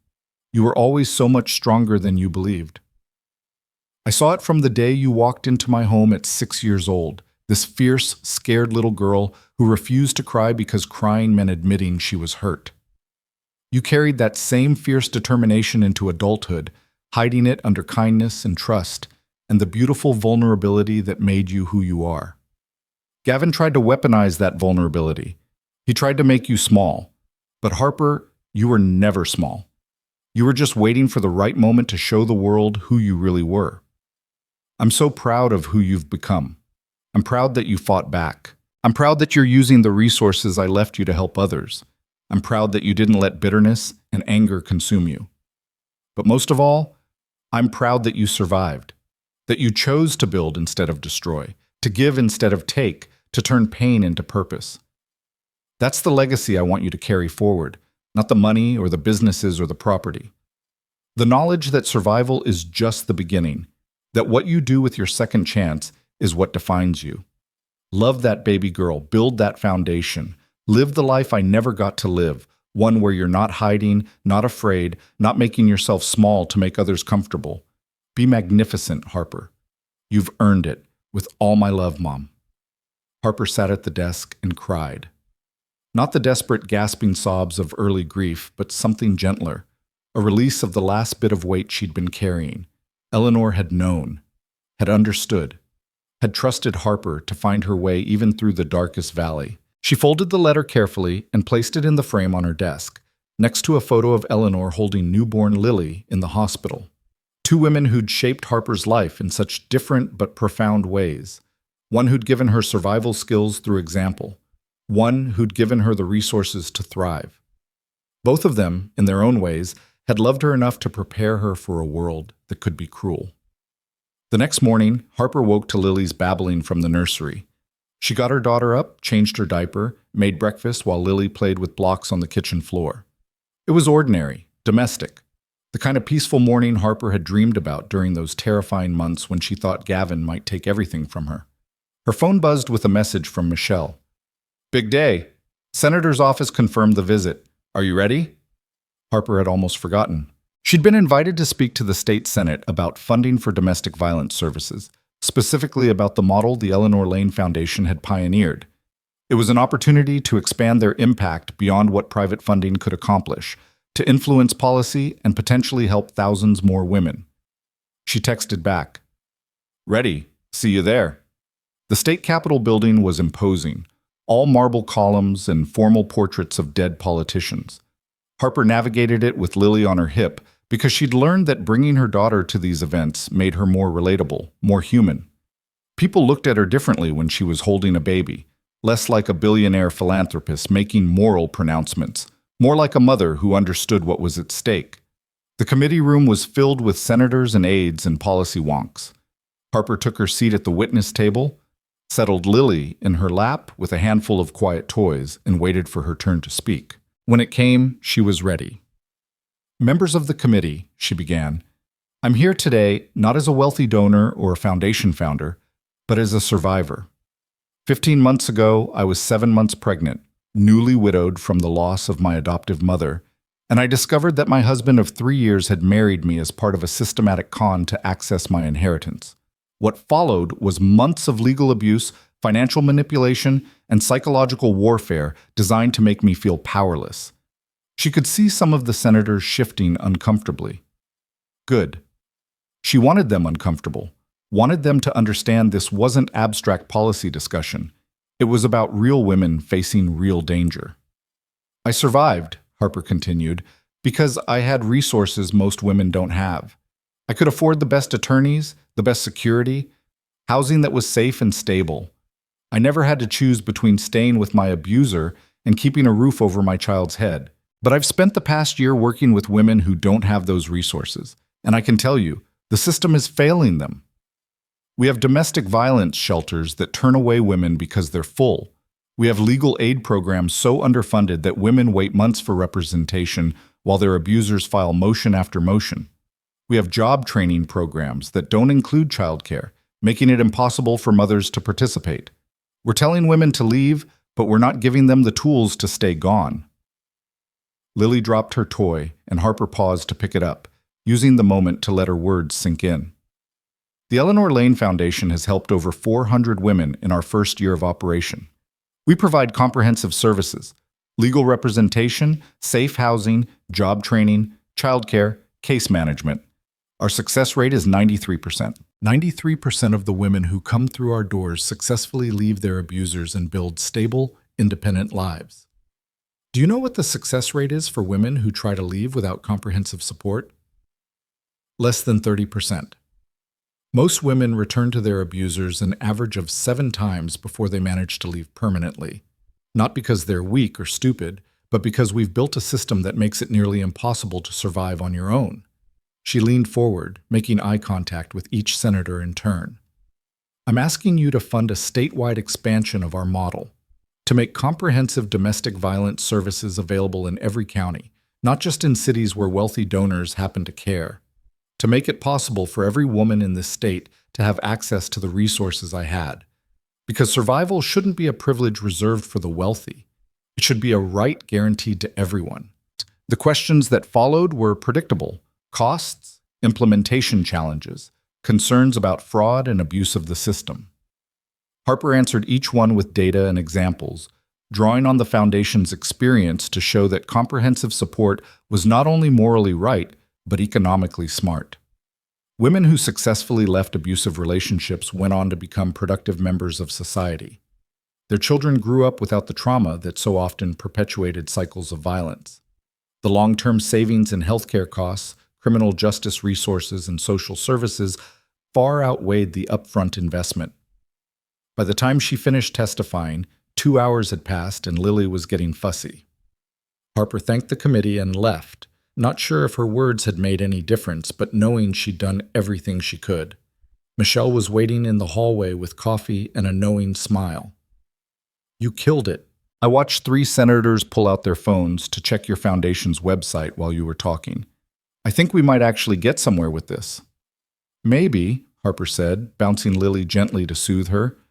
"Or maybe it'll die in committee like most good ideas, but at least we tried." "You tried," Michelle corrected. "Harper, a year ago you were fighting just to keep custody of your daughter. Now you're testifying before the state Senate about policy reform. Do you have any idea how far you've come?" Harper looked down at Lily, who'd calmed down and was now pulling at Harper's necklace with determined fingers. "I know exactly how far I've come, and I know how far I still have to go." The policy fight took months. Harper testified 3 more times, met with legislators individually, mobilized other domestic violence advocates to join the campaign. The Eleanor Lane Foundation became the model program everyone pointed to, the evidence that comprehensive services could work. In the end, the funding bill passed with bipartisan support. Not as much money as Harper had hoped for, but enough to establish pilot programs in 12 counties. Enough to prove the concept could scale. Enough to save lives. When the governor signed the bill into law, Harper was there with Lily, now 18 months old and toddling around on increasingly steady legs. The governor made a speech about protecting vulnerable families. Harper smiled for the cameras and shook hands with politicians who wanted to be photographed with her. And then she went back to the Foundation and got back to work. Because the truth was, the work was never done. For every woman they helped, there were dozens more who needed support. For every policy victory, there were 10 more fights ahead. Harper had learned that transformation wasn't a destination, it was a process. An ongoing commitment to choosing purpose over pain, action over paralysis, hope over despair. She thought about that on Lily's 2nd birthday, surrounded by friends and chosen family in the backyard of Eleanor's house. Her house now, though she'd finally stopped mentally correcting herself. Marjorie had made a 3-tier cake. Michelle and Rebecca had organized games for the handful of toddlers who'd been invited. David stood near the fence, officially off duty, but unable to fully relax his protective instincts. Lily was covered in frosting and happiness, her laugh bright and unselfconscious as she chased bubbles across the grass. Harper watched her daughter and felt something that might actually be contentment. Not because everything was perfect, it wasn't, and probably never would be, but because this life, messy and complicated as it was, belonged to her. She'd fought for it, built it, earned it. "She's beautiful," Diana said, coming to stand beside Harper. "And so happy. You did that, you know. You gave her a childhood she'll remember with joy instead of fear." "We did that," Harper corrected. "I couldn't have done any of this without you." Diana smiled. "Maybe, but I just provided the legal firepower. You provided the courage. There's a difference." That evening, after the party had ended and the guests had gone home and Lily was exhausted and sugar-crashed in her crib, Harper stood in the backyard and looked up at the stars. She thought about Eleanor, who'd looked at these same stars from this same spot for decades, who'd built an empire and hidden it to protect the people she loved, who'd survived devastating loss and chosen to build instead of break. She thought about Gavin, sitting in a federal prison somewhere, probably still convinced he was the victim. Still spinning narratives where Harper was the villain and he was misunderstood. She didn't hate him anymore. didn't waste energy on anger or bitterness. He was just someone who'd made terrible choices and was paying the consequences. His story was over. Hers was just beginning. She thought about Sloane, who disappeared completely after the scandal broke. Last Harper heard, she'd moved to another state and changed her name, trying to outrun the reputation she'd earned. Harper felt nothing about that either. No vindication, no schadenfreude, just the distant acknowledgement that Sloane had made her choices too and was living with them. Mostly, though, Harper thought about the future. About Lily growing up strong and confident, surrounded by people who loved her authentically. About the Eleanor Lane Foundation expanding to every state, helping thousands of women build new lives. About the possibility, distant but real, of trusting someone again someday. Of building a relationship based on honesty instead of manipulation. Of showing Lily what healthy love looked like. She wasn't there yet. Might not be for years, but she could imagine it now, and that felt like progress. Her phone buzzed. A text from a number she didn't recognize, but the area code was from 3 states away. She almost deleted it without reading, but curiosity made her open it. Ms. Lane, you don't know me, but I'm one of Gavin's other wives. I just wanted to say thank you for fighting back, for making sure he couldn't do this to anyone else. I didn't have your resources, and I stayed silent when he destroyed me. But watching you refuse to be silent gave me the courage to testify at his trial. I'm rebuilding my life now, and I wanted you to know you saved more than yourself. You saved all of us he would have hurt next. Thank you. Harper read the message 3 times, tears streaming down her face. This was why she'd fought. Not for revenge or vindication, but for this, for breaking a cycle, for making sure her pain had purpose. She typed back carefully. Thank you for your courage. If you ever need resources or support, the Eleanor Lane Foundation is here. We help women rebuild. You're not alone. The response came quickly. I know, I've already called. I start job training next month. Thank you for building something that lasts. Harper stood in the darkness and let herself cry. Not from grief or fear this time, but from relief, from gratitude, from the overwhelming knowledge that she'd taken the worst thing that had ever happened to her and turned it into something that helped people. She'd survived. More than survived. She'd transformed. And that, Harper realized as she wiped her eyes and went inside to check on her sleeping daughter one more time, was Eleanor's real legacy. Not the money or the businesses or the properties scattered across the country. The knowledge that survival was just the beginning. That what you did with your second chance was what defined you. Harper had chosen to build, to give, to turn pain into purpose and trauma into transformation. She kissed Lily's forehead gently, careful not to wake her, and whispered the same promise she made every night. You're safe. You're loved. And you're going to grow up knowing that strength isn't about never falling down. It's about choosing to get back up. Every single time. Then she went to her bedroom, climbed into bed, and slept peacefully for the first time in 2 years. No nightmares, no fear, just the quiet contentment of someone who'd fought every battle she needed to fight and won the only victory that mattered, freedom to build the life she chose, on her own terms, surrounded by people who loved her for exactly who she was. The marital home Gavin had demanded in the divorce finally sold 6 months later. Harper donated every penny to the foundation, watching with satisfaction as the place that had housed so many lies became funding for truth and healing. She never looked back. 3 years after that terrible day at Eleanor's wake, Harper Lane stood at the grand opening of the Eleanor Lane Foundation's 23rd location.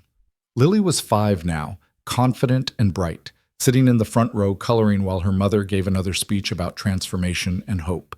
The foundation had helped over 3,000 women. The state funding Harper had fought for had been renewed and expanded. Other states were adopting their model. The cycle was breaking, one woman at a time. And Harper, once the scared, pregnant woman who'd found her husband with her best friend, who'd thought her life was ending, had discovered that endings were just beginnings in disguise. She'd built something beautiful from the ashes. And it was only the beginning.